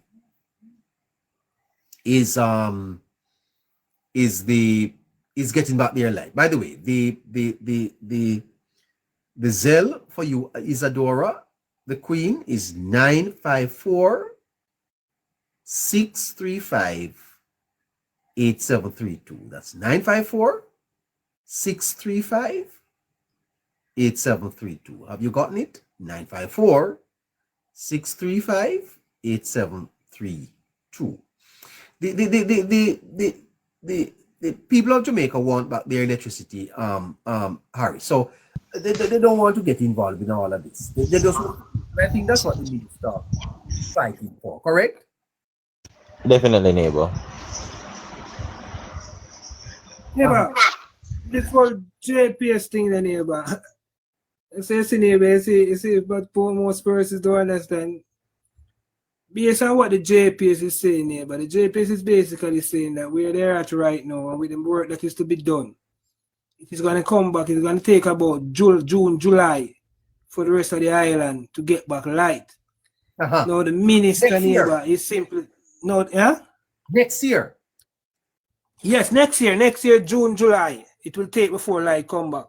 Now, the minister is saying that is unacceptable. He's not going to sit down and take that. Now, neighbor, we must also remember, neighbor, that the minister is also the cabinet minister who starts with the responsibility by the prime minister to lead the recovery efforts of this Hurricane Melissa. And he's also the responsibility for JPS. So this minister now, neighbor, and I'm own mind, and with him cabinet and everything, decide that we cannot allow JPS to give back people like July. Whatever JPS need, we have to help. Because, neighbor, you know the misery index with not probably a large section of the island that can cause against the government, neighbor. Can you imagine? The government is not stupid. But Scratchy, today JPS restored electricity to several sections of St. Anne. Only for someone to take them power saw and cut down the post, cut off the light for the whole place, Scratchy. Obviously, some sabotaging them, or they're thinking because their light not come back, the other people can't have light, Scratchy. Why we still like this, man? Exactly, because we have an opposition neighbor who when time you have a leader like Mark Golding come out and say, we are going to decide to get light. I rally your people now for feel like says there's a thing going on where we are give some and not give some. That is what we need to understand, neighbor. JPS can. JPS, Scratchy, cannot be political in restoring light. JPS is about collecting money from their customers, and the more customers they have on their grid, the more money they will make. Because but what I want them to also know, neighbor, what I want persons to also understand and know, especially comrades need to understand and know, neighbor, because this most happen in areas that is dominated by comrade. Neighbor, JPS is not going to prioritize that area where they are not receiving any form of light bill money from, neighbor, over a section where majority of persons are paying them light bill. They can't do it. They're not going to do that, neighbor. JPS is not going to come give you... It's business. It's business, neighbor. JPS is now come give you like around here, so them realize, all right, 20,000 people around here, so about here we go on now, in the recent, 10 people alone are pay light. 20,000 live around here, so 18,000 are pay light. 18,000 around here, so what pay them light bill are going to be priority, neighbor. You want that make perfect sense. That make perfect sense. I did it. So these comrades, neighbor, who are bad about them light is because we want to live majority of persons are not paying light. Well, so the government can't prioritize you guys, but they don't understand these things. The JPS, Scratchy, The JPS. Yes, they don't understand these things, neighbor, that the JPS have to know what they are doing. They have to make sure that it's business them are the same way in the neighbor. It's business. The JPS is not a social program. Correct. It's business them are run. It's business them are run. So if you might say, oh, them don't listen and appeal light, but them get back light, it might possibly neighbor that them have some that are important institution like a hospital close by them or something of that magnitude that is so important that they have to get back light, and because them feed off for the same grid, we support the hospital, it happens that the community they get back light. It's not to say they are being biased or they're being politically new them again light. So the opposition need to cut that rhetoric, neighbor. And I applaud Mr. Darrell Vaz and our movements, neighbor, because let me tell you this, neighbor. Who could have want to give back the people them house? And who could have want to build back house top and build back roof? If them not have light, it's a different ball game again after that. Yes. And when time we have light, neighbor, light lead back to light lead to the advancement of livelihood. Because right now it's daylight saving time. Where in those places, neighbor, don't want St. Elizabeth night would have come from 3 o'clock. 4 o'clock, 5 o'clock night start draw from those places. So the government want these people to get back light so that they can bring back them life to some level of semblance. Business place are close early because of no light. So I applaud Darrell Vaz on that move, neighbor. Cannot wait till June, July. If it takes $150 million US to get them going and the government can do it, go ahead, Mr. Vaz. I have no problem with that. Right. And quite frankly, it is a loan that JPS is to pay back. And it's a loan. Yeah, it is a loan. Harry? Yes, neighbor. So the fact of the matter, Harry, is that you believe that the government is on the right path here, in making this money available to JPS, and that everyone will get back light within the 2 months or so, as against this. Definitely, neighbor. Right? It has to be that you prioritize the people, and one of the things we need to understand is a loan, guys. Is a loan. If when the rest of the agreement is outlined, we'll see why it's also a risk-free investment. So it goes two ways, neighbor. It is the government taking the stance, using the people's money, because of the country money, to ensure that we're well lit. And on top of that, we're getting interest payments over a period of time, neighbor. In fact, we will probably be getting back that money and the interest before 2030, before the next election. And that money will also go to additional funding in the budget and in our kitty. So I don't get why the opposition just keep on politicizing this thing. I know there's another aspect to it where they were saying which entity of the government will go ahead to stand the cost for it in terms of paying out the money and so on. And Marky G just know that he's not speaking the language of the people. And that is why Darrell Vaz pointed out the difference between him and a financial advisor, neighbor, because all he cares about is the money and trying to find out who and what he's doing with it. When Darrell Vaz prioritizes the people, which is your most valuable asset as well as a country.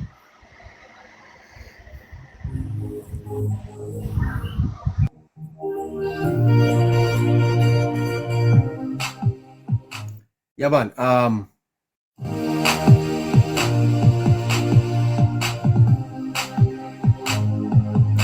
right, let me get some closing comments from my panel, and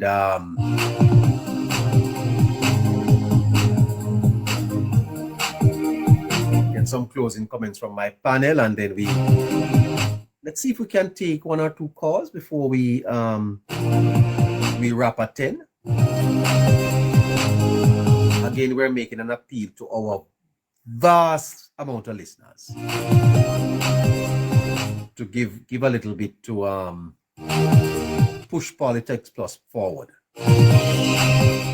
Yeah. Dig in and help us out.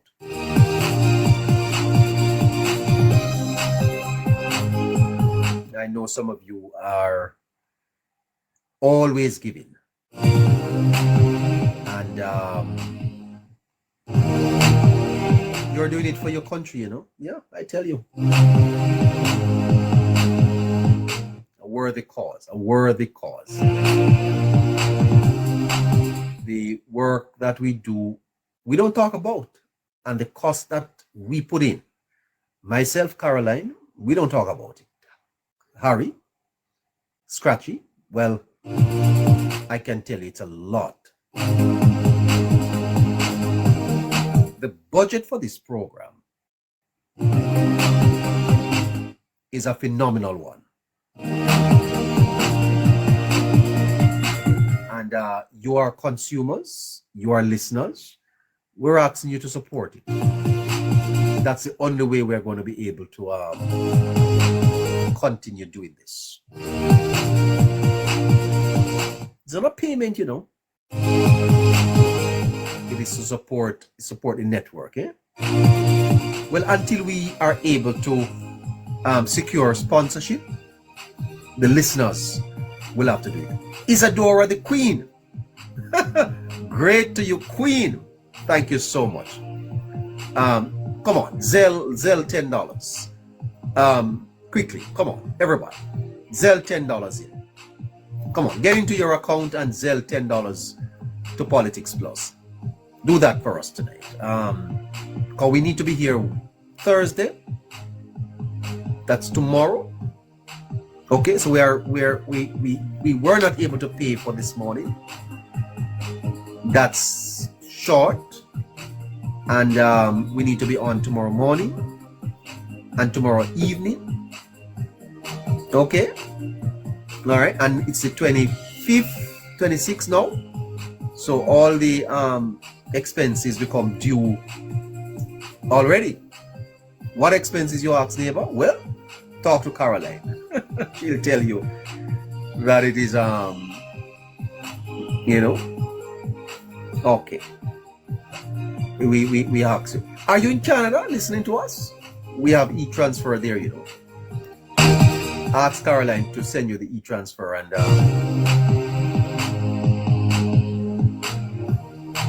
please do this for your favorite program, not true?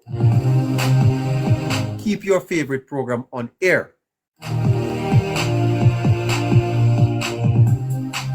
15,000 listeners per day.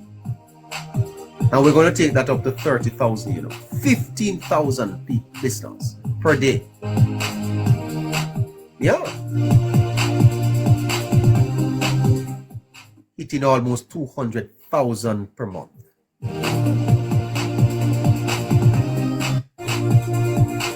And we struggle to collect a small dividend to pay for each program. So why do we take that amount per night? Because cumulatively, there's a budget that we put up for production costs, for internet fees, for equipment replacement. The cash app is going to be posted for you, Berries. Berries Norris too. Look out for that.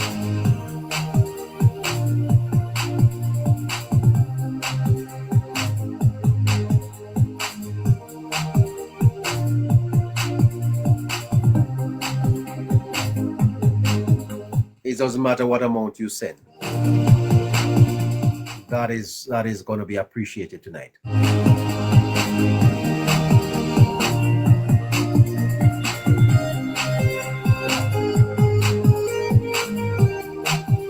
Not asking you for 100, we're asking you for 10, 20. That's a beer. That's a credit. We don't have internet here, we can't run this, you know. So we must pay our internet bill and trying to see if we can get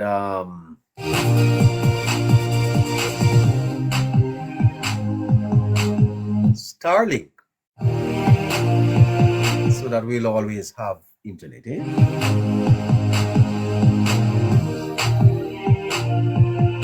We're also trying to see if we can get some backup power so that if electricity goes, yeah, and then You see all these lights that are burning here? They have to be paid for. You see this background here? It's not for free.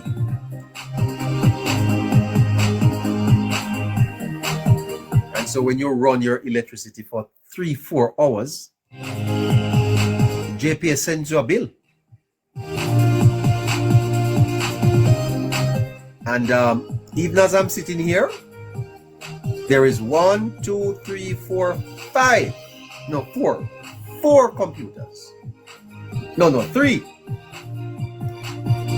3 computers that are plugged in before me here. They're all plugged. You see this music that you hear playing in the background? Well, that's coming from a system that uses electricity. And below me here, there's a backup power supply. Just in case the electricity goes away, it will stay on for a little bit. So we're pretty set. We're pretty set.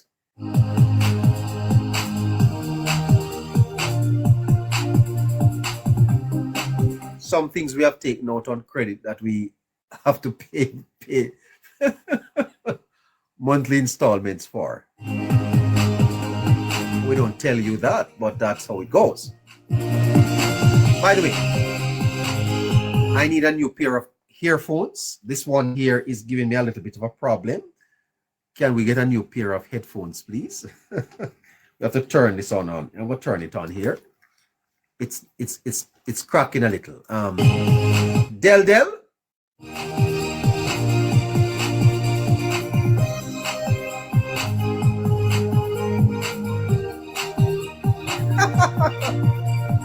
Oh boy, I tell you, if I cut down the post, I will not pay no bill. No, sir. Yeah.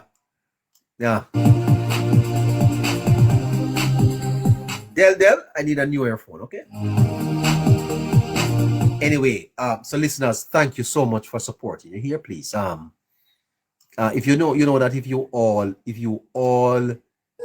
commit $10 per week, we would get this done. And I don't want us to be sound like we're begging. Not begging. We're asking you. So Scratchy. Yes, neighbor.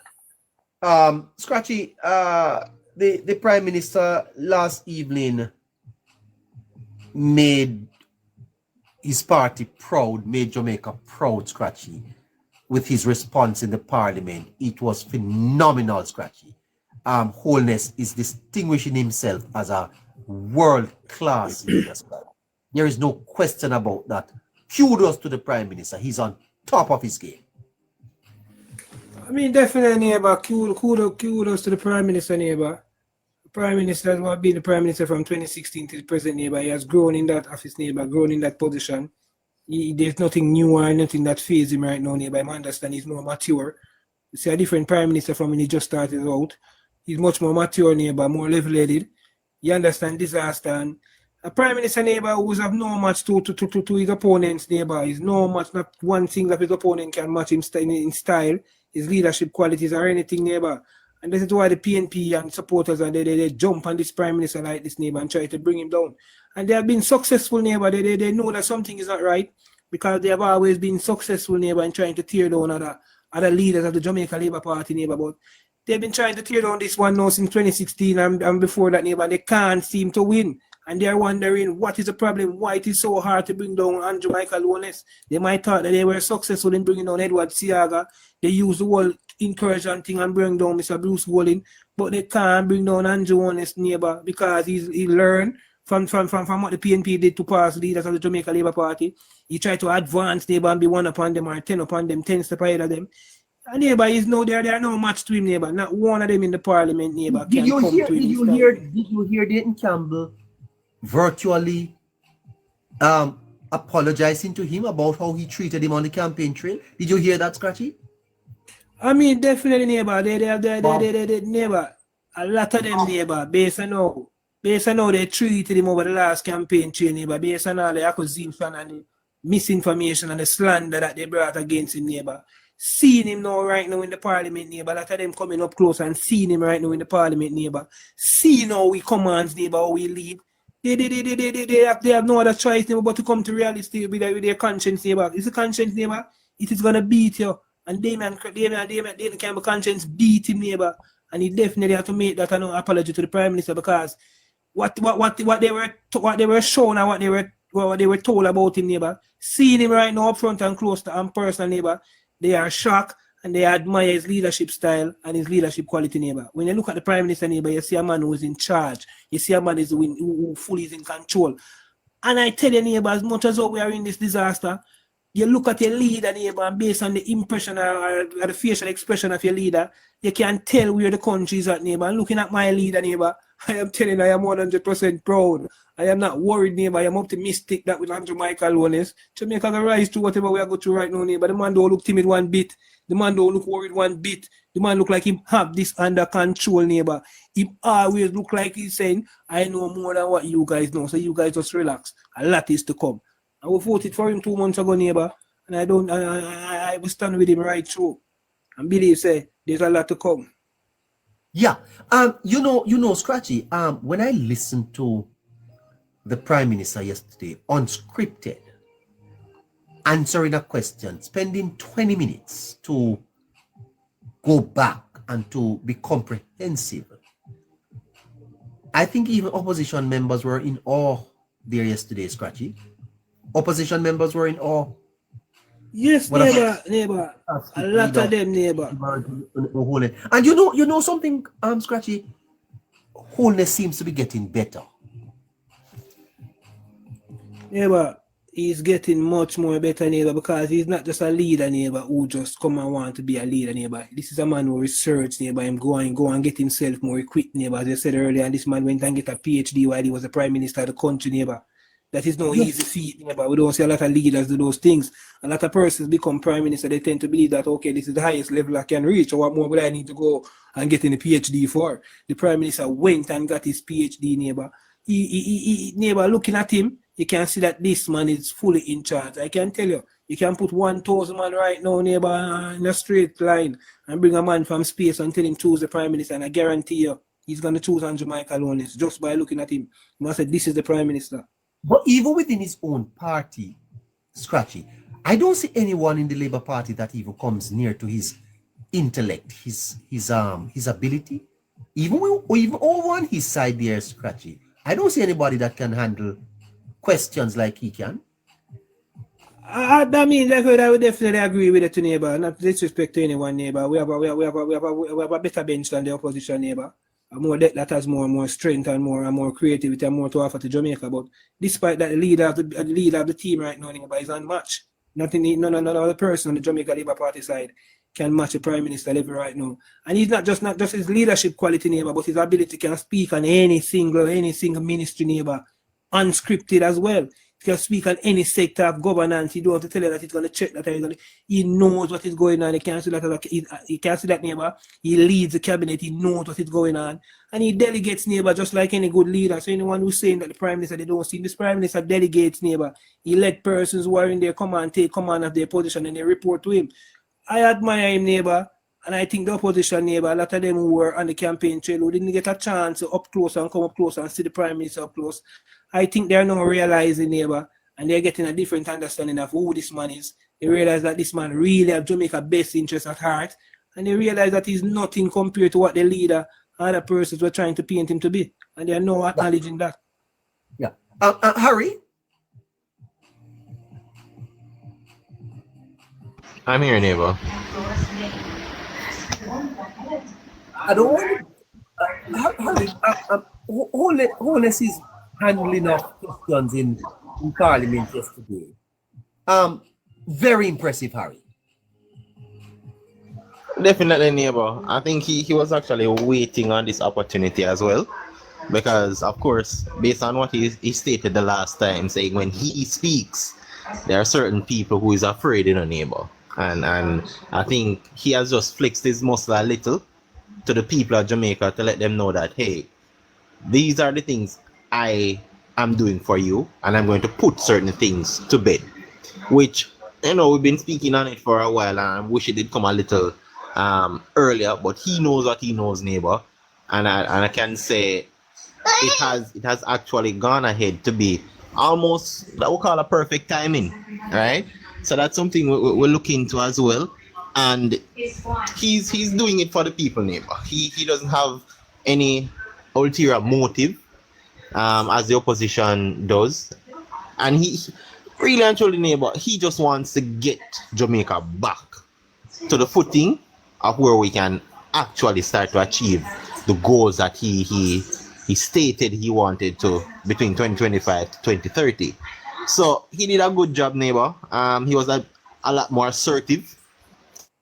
That's something that we don't normally see coming from him a lot, but when he does, it is when it's required.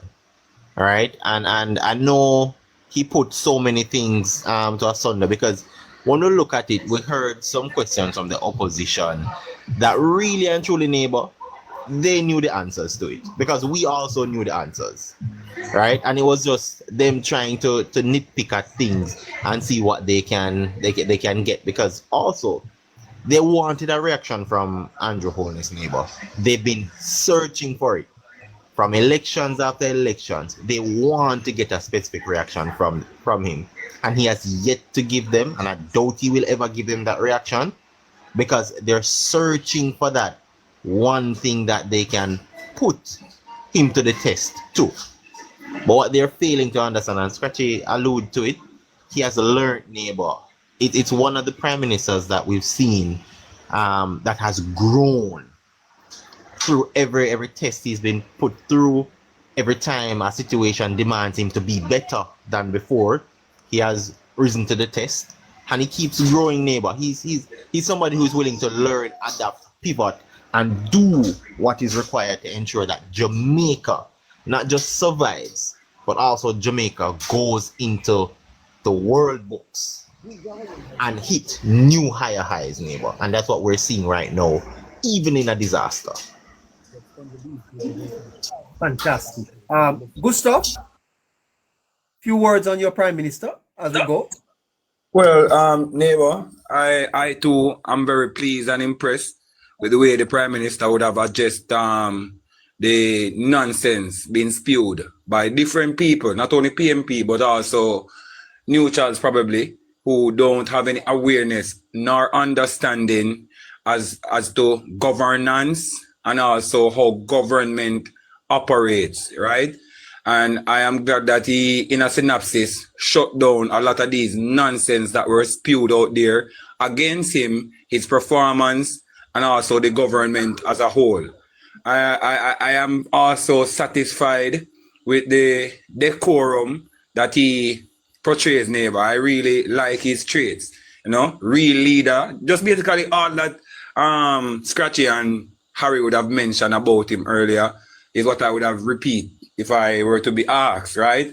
So as a whole, neighbor, I know that Jamaica will rise again because we have the right leader in terms of Prime Minister at the right time and the right government at the right time. So like we prevailed through other ordeals, pandemic and others, I trust that we will pull through again on the back of good stewardship and good governance from this Prime Minister and his team. I am just humbly awaiting how he handles things generally going forward and watch the process, but I trust it whilst I watch it. Would I surprise you if I told you, Gustav, that since we started at 7 o'clock, we have had more than 7,000 viewers? I with ease believe that, neighbor. I mean, the platform continues to display a certain caliber, and it's only getting better when you have people like Scratchy and Harry on the panel, and even others as well, without singling out anyone specifically. But when you have the type of persons in your box and the type of conversation that you center your life around, the current affairs, and allow for truth to thrive, and also the breaking down of government and governance, It's really impeccable and unmatched. There are no other platforms on the TikTok known to me that can be compared to this. And not to discredit anyone else's platform that has good information, but the way how this would have grown, Neighbour, I am just being honest, and I really hope and desire for the best of the platform going forward. And it's panelists and listeners as well. I really am pleased, Neighbour, really. Given that I've been here, especially myself and Scratchy, have been here from scratch, you know, pun intended, Scratchy being here from scratch. Yeah, man. So, yeah, I'm just going to tell you, say, bro, you play a big role too. Don't only for yourself. Yes, I remember big role in that. When we were with 40 people, you know. 80, all these numbers. I remember vividly when I just discovered you with around 8,000 odd people. I was saying, where was this man with 8,000 odd followers, and we never know about this man that is representing the same cause as we are until we met. And we're not sorry we have, and it's like a family now. The chemistry, the bond, the conversation is almost inevitable what we will give to the audience. Nothing but the truth. Did you know that, sir, that more people watch this program on the For You page than actually come up? I don't know why. I believe you, man. And these are some people who don't want to make it known that they're listening, probably out of feelings, you know what I mean, quote unquote feelings. But nonetheless, Neighbour, I think you appreciate their listening nonetheless, like I too appreciate it, you know, because whichever medium they choose to listen from, be it on the live itself or the FYP, of course, we welcome their ears at any time, and we crave their attention and understanding, which is why we're here at the end of the day anyways. Okay. Did you know we are at 3 minutes? There are 21 people in the box that wants to come up here now, you know, Gustav. 21. Yes. always wanting to give an input. Always wanting to give an input. 21, sir. And I am telling you, we're clocking up to almost 8,000 soon. You know, yes, sir, that we're doing close to 200,000 viewers per month. You know that, Gustav? Yes, Neighbour. I would have heard you mention that time and time again. Yes. Yes, sir. And when I get the report from the company, I am told that there is no show in Jamaica that carries our content that is even close to us. Not even close. We might leave a few people scratching their heads and might open their eyes and, like, you know, but Neighbour, it is what it is. It is what it is. And we have done this under trying circumstances. They're open their eyes? You can find a few people that are up in there, you know. Yeah. But nonetheless, man, we love each other. Since we represent the same patriotic cause, we may not connect verbally to show that we represent the same cause, but the presence alone is worth acknowledging. They're up in their eyes, huh? I tell you.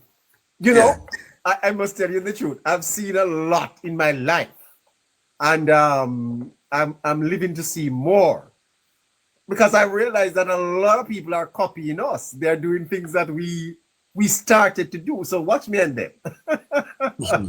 Yeah, Neighbour. You see, in closing, I mean, them say pressure bust pipe, you know, but another metaphor goes like this. It says pressure also creates diamond. So I guess we are the diamonds being created out of pressure.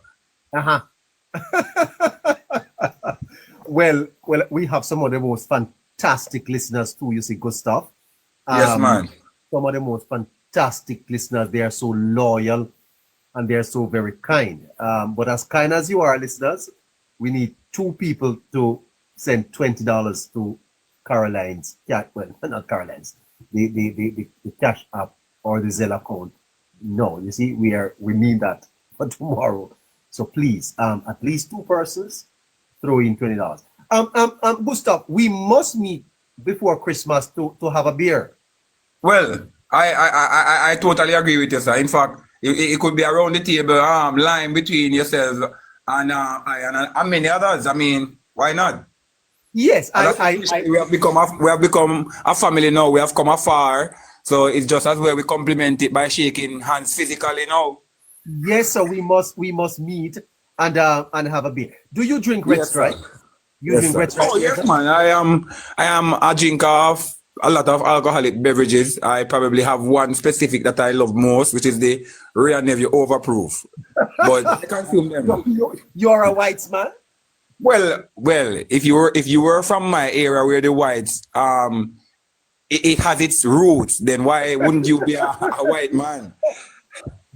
Kulu Kulu? You have little like the Kulu Kulu or the drunk I am where the Appleton Estate factory is, and they are the ones that brew the white overproof rum. So we have access to the whites. Why they call it drunk bottom? I don't know, you know. I don't know what they call it that, you know. I don't know. But they replace the name now and them call it Bosshead. Bosshead. But by the way, there was a journalist asking for drunkards, you know, to go down. Hey neighbor, by the way, you know, I was recently over at a place where the United States helicopter had landed. And yes man, I even helped unloaded it. And one of the soldiers, you know, saw me with a cup in my hand. And he asked me, is that the white rum? And I said yes. And he actually asked if he could have got a bottle to buy. And he actually sent a young man to get a bottle for him. So they actually too love the white rum. Wow. Well, sir, when I meet you, I get you a flask. I tell you, man, R2. Of course. What you chase it with? Boom? I don't do boom in a neighbor right now. I have a cup in my hand with some of the white rum neighbor. There's a shot. And I'm chasing it with Turbo. Turbo is an energy drink.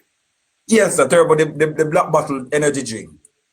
So whenever I see you come on the program and you are very fluent and you keep going, I must know that it's because you have something in your hand. I probably think you're right, you know? Yes, I know that. As a matter of fact, I know that of Scratchy too. Scratchy? Scratchy?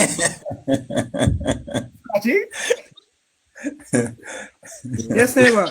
I look for the signs, you know, because I know you are a man where you use a man where meditate. Yeah, neighbor, I'm a strong meditator, neighbor. So you know, I have to have a little drink and a little sip on the side. Yes, and I know when you're under your element, you know, Scratchy, because you're better. you know that different Scratchy when we're under the element. I know when you're under your element, you know, Scratchy, you come, you tear the place apart, man. Boy, just to how long we have been around neighbor, that it does solidify what I said earlier. We all know about each other's habits now. You know? You bet? Yes. Right. Yes. Well, he's my brother. I feel like I want to call him my son. Scratchy is my backup every time, you know. Boy, neighbor, it's really fun to know that we are patriots. The fun we're enjoying now, it's patriotic fun. Because it is patriotism that would have brought us together. And really and truly, though we masquerade under the JLP's banner, it's really because of a patriotic cause, because the JLP represents patriotism more than the other political side. So the patriotic bond that we form here, it is unmatched, and hence your program too becomes one of the more sought after one, you know?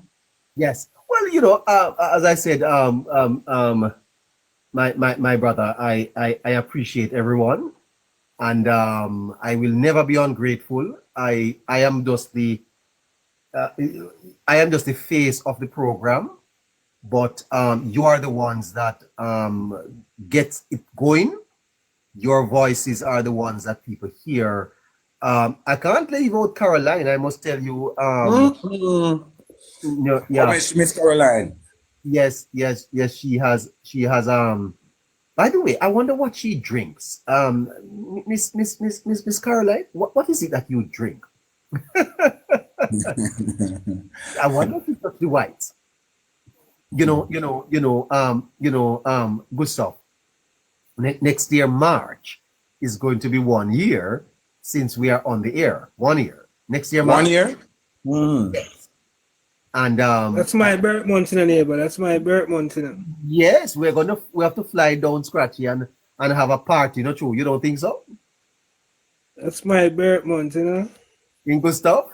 Yes, neighbor, of course, neighbor. I mean, come on, man. It doesn't take a lot for us to converge and have a line, because, I mean, after all, we're just happy to be alive and meeting with each other. And we're just grateful for the moment. So, I mean, anything goes on the day, man. That's right. So it would have been 1 year. The second day that I came on this program, Scratchy came on. I don't know where he came from. Must have been God who sent him. And he has never left. He has never left. And I appreciate you very much, Scratchy. Appreciate you both. Thank you very much, neighbor. I mean, I remember on the second day, I remember from a cave, I didn't leave, I said, neighbor, we're gonna build it, man. We're gonna do the right thing and spread the information, yeah? Yes. And since that, we've been in Gusto joined us, Yes. Gusto joined us within the same week. Not now going for me these days, but I promise that anytime it go on Scratch, I'm going to scratch off something for you.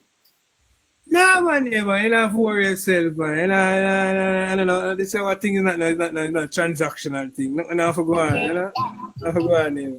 Man, purity, man. Transactional, Yeah, and neighbor, I want to show some respect to some neighbor. Me not have to call them by name, but the people know themselves. I just want to say thanks and respect to some people who genuinely check for me and through your platform as well and other platforms. But nonetheless, man, I really appreciate even sentiments and words of comfort and them thing, the neighbor. All of it go far away. And I just want people to know say it resonate deep within. Especially sometimes when your personal challenges can get the best of you or seem like it don't get the best of you. These little subtle sentiments, them go far away. I want the people them know that neighbors say we value everything, because when it comes to genuineness, we're not really transactional, as Scotty say, you understand? So the simple sentiments, neighbor, where people give me and they even know me from Adams, we really appreciate it big time. Big time. I see John Major saying he wants to meet Caroline. Well, I would encourage Caroline not to meet John. I don't need to be giving advice to them. Don't meet John. I hear him promising Caroline breadfruit. If I want Caroline breadfruit when you come to Jamaica. I wonder if John Major wants to give Caroline a little minor. Bread. You want to give Caroline bread? I have no problem with him giving her the breadfruit, neighbor, as long as it's not in the cow food. John, you don't have no breadfruit at Portland then. Leave Caroline and do it. He's a Portland man, he's a Portland man. All right, guys. We had a great night. Thank you so much. You're here. Scratchy, tomorrow. Yeah, definitely tomorrow. All right, go stop. Big up, man. Yeah, man, that's bro G. Yeah, Ari, big up. Yeah, man, respect. Ari on the lorry. Take care of yourself, brother. You are the most sought after commentator on TikTok. What an excellent program, eh? John Major, you're over there in Portland on the stand, huh? Oh, brother, you're the brother that's promising the breadfruit. Suit, breadfruit. All right, neighbor. So another time. We no gather, man, and drink up the whites there, so I send off last, so me drunk a batty or drunk or whatever. Yeah, let's see how much I can consume, neighbor, because normally left a lot of man on their back or on their bottom. You go pick your struggle and pick it well. Struggle to get up. One of the two pick your struggles. Off your bottom. I'm not gonna make you have neighbor ask who make the rum, you know. Who make the rum? And who make the rum? Neighbor, you know you're not good. Leave it, you know. Yes. Yeah, well, I won't leave me on my back, sir. I'm always standing, you know? I'm always standing. Turn up, neighbor. Turn up on your foot. Turn up, neighbor, man. Turn up. Take care. Yes, John Major. So you're saying that we have a We have a little appointment down at Buff Bay. Yes, neighbor. Neighbor, I have a personal friend of mine, good friend. And he have the ideal spot where we do the best jerk chicken, jerk pork, steamed fish, grilled fish, you name it. That's in Portland? Yes, neighbor.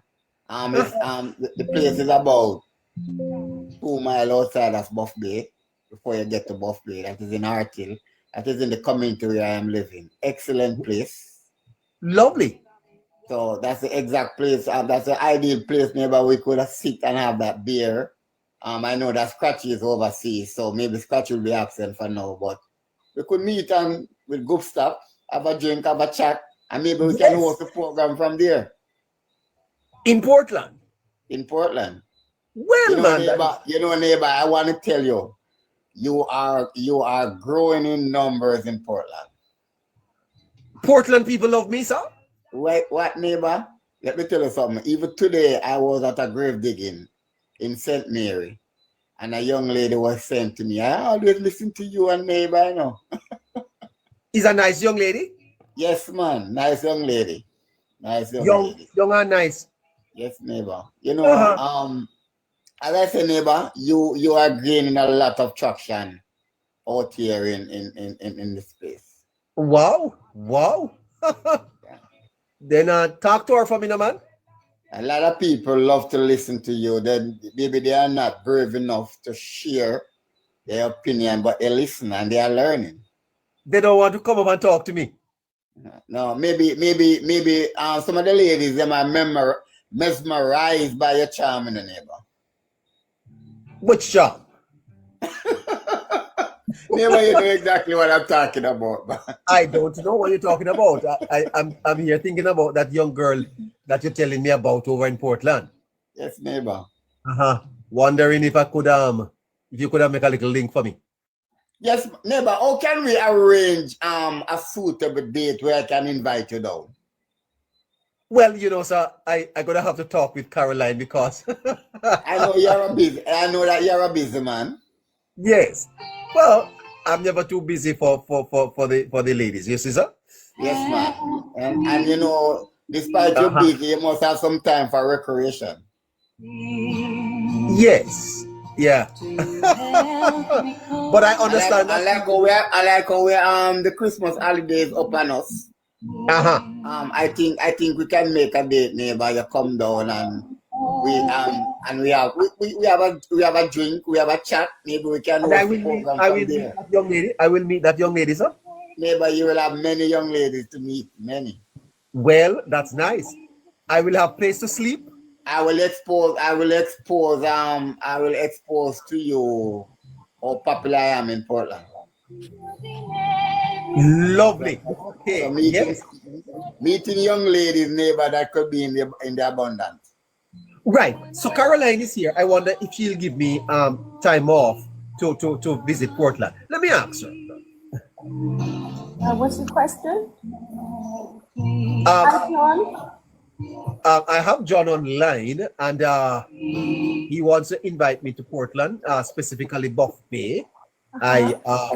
To see how buffs are and have a drink. I wonder if I could get a few days off over the Christmas holidays. Well, you're at the right place, neighbor. You could ask your listeners, not me.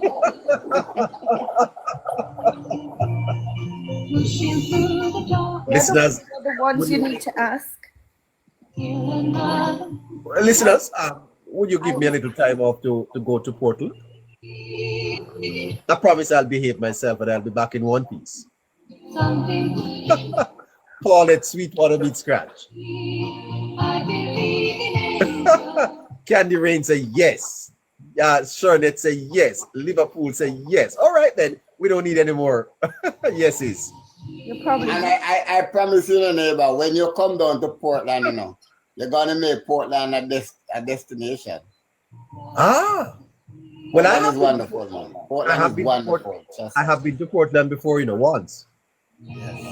John, you know, Portland is just the most beautiful place you can ever go. Very beautiful and relaxing.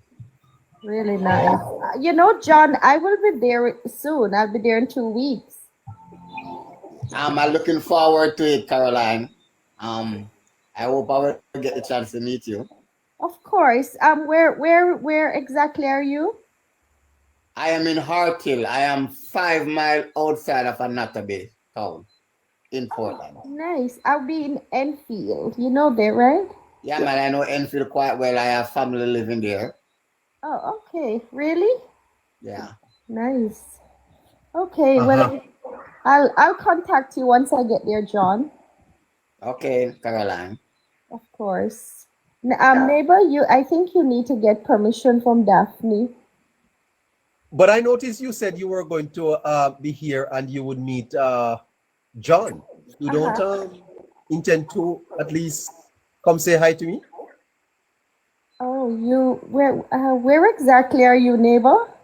Which side of the country are you? Well, then, if you didn't care to know, you didn't care to offer, then I leave you with John. It's fine. Are you in Kingston, neighbor? No. I'm saying that you said you would be here, and you would be going to see John. I never heard you say you'd come. So that's all right. It's fine. But I'm asking you now, are you in Kingston?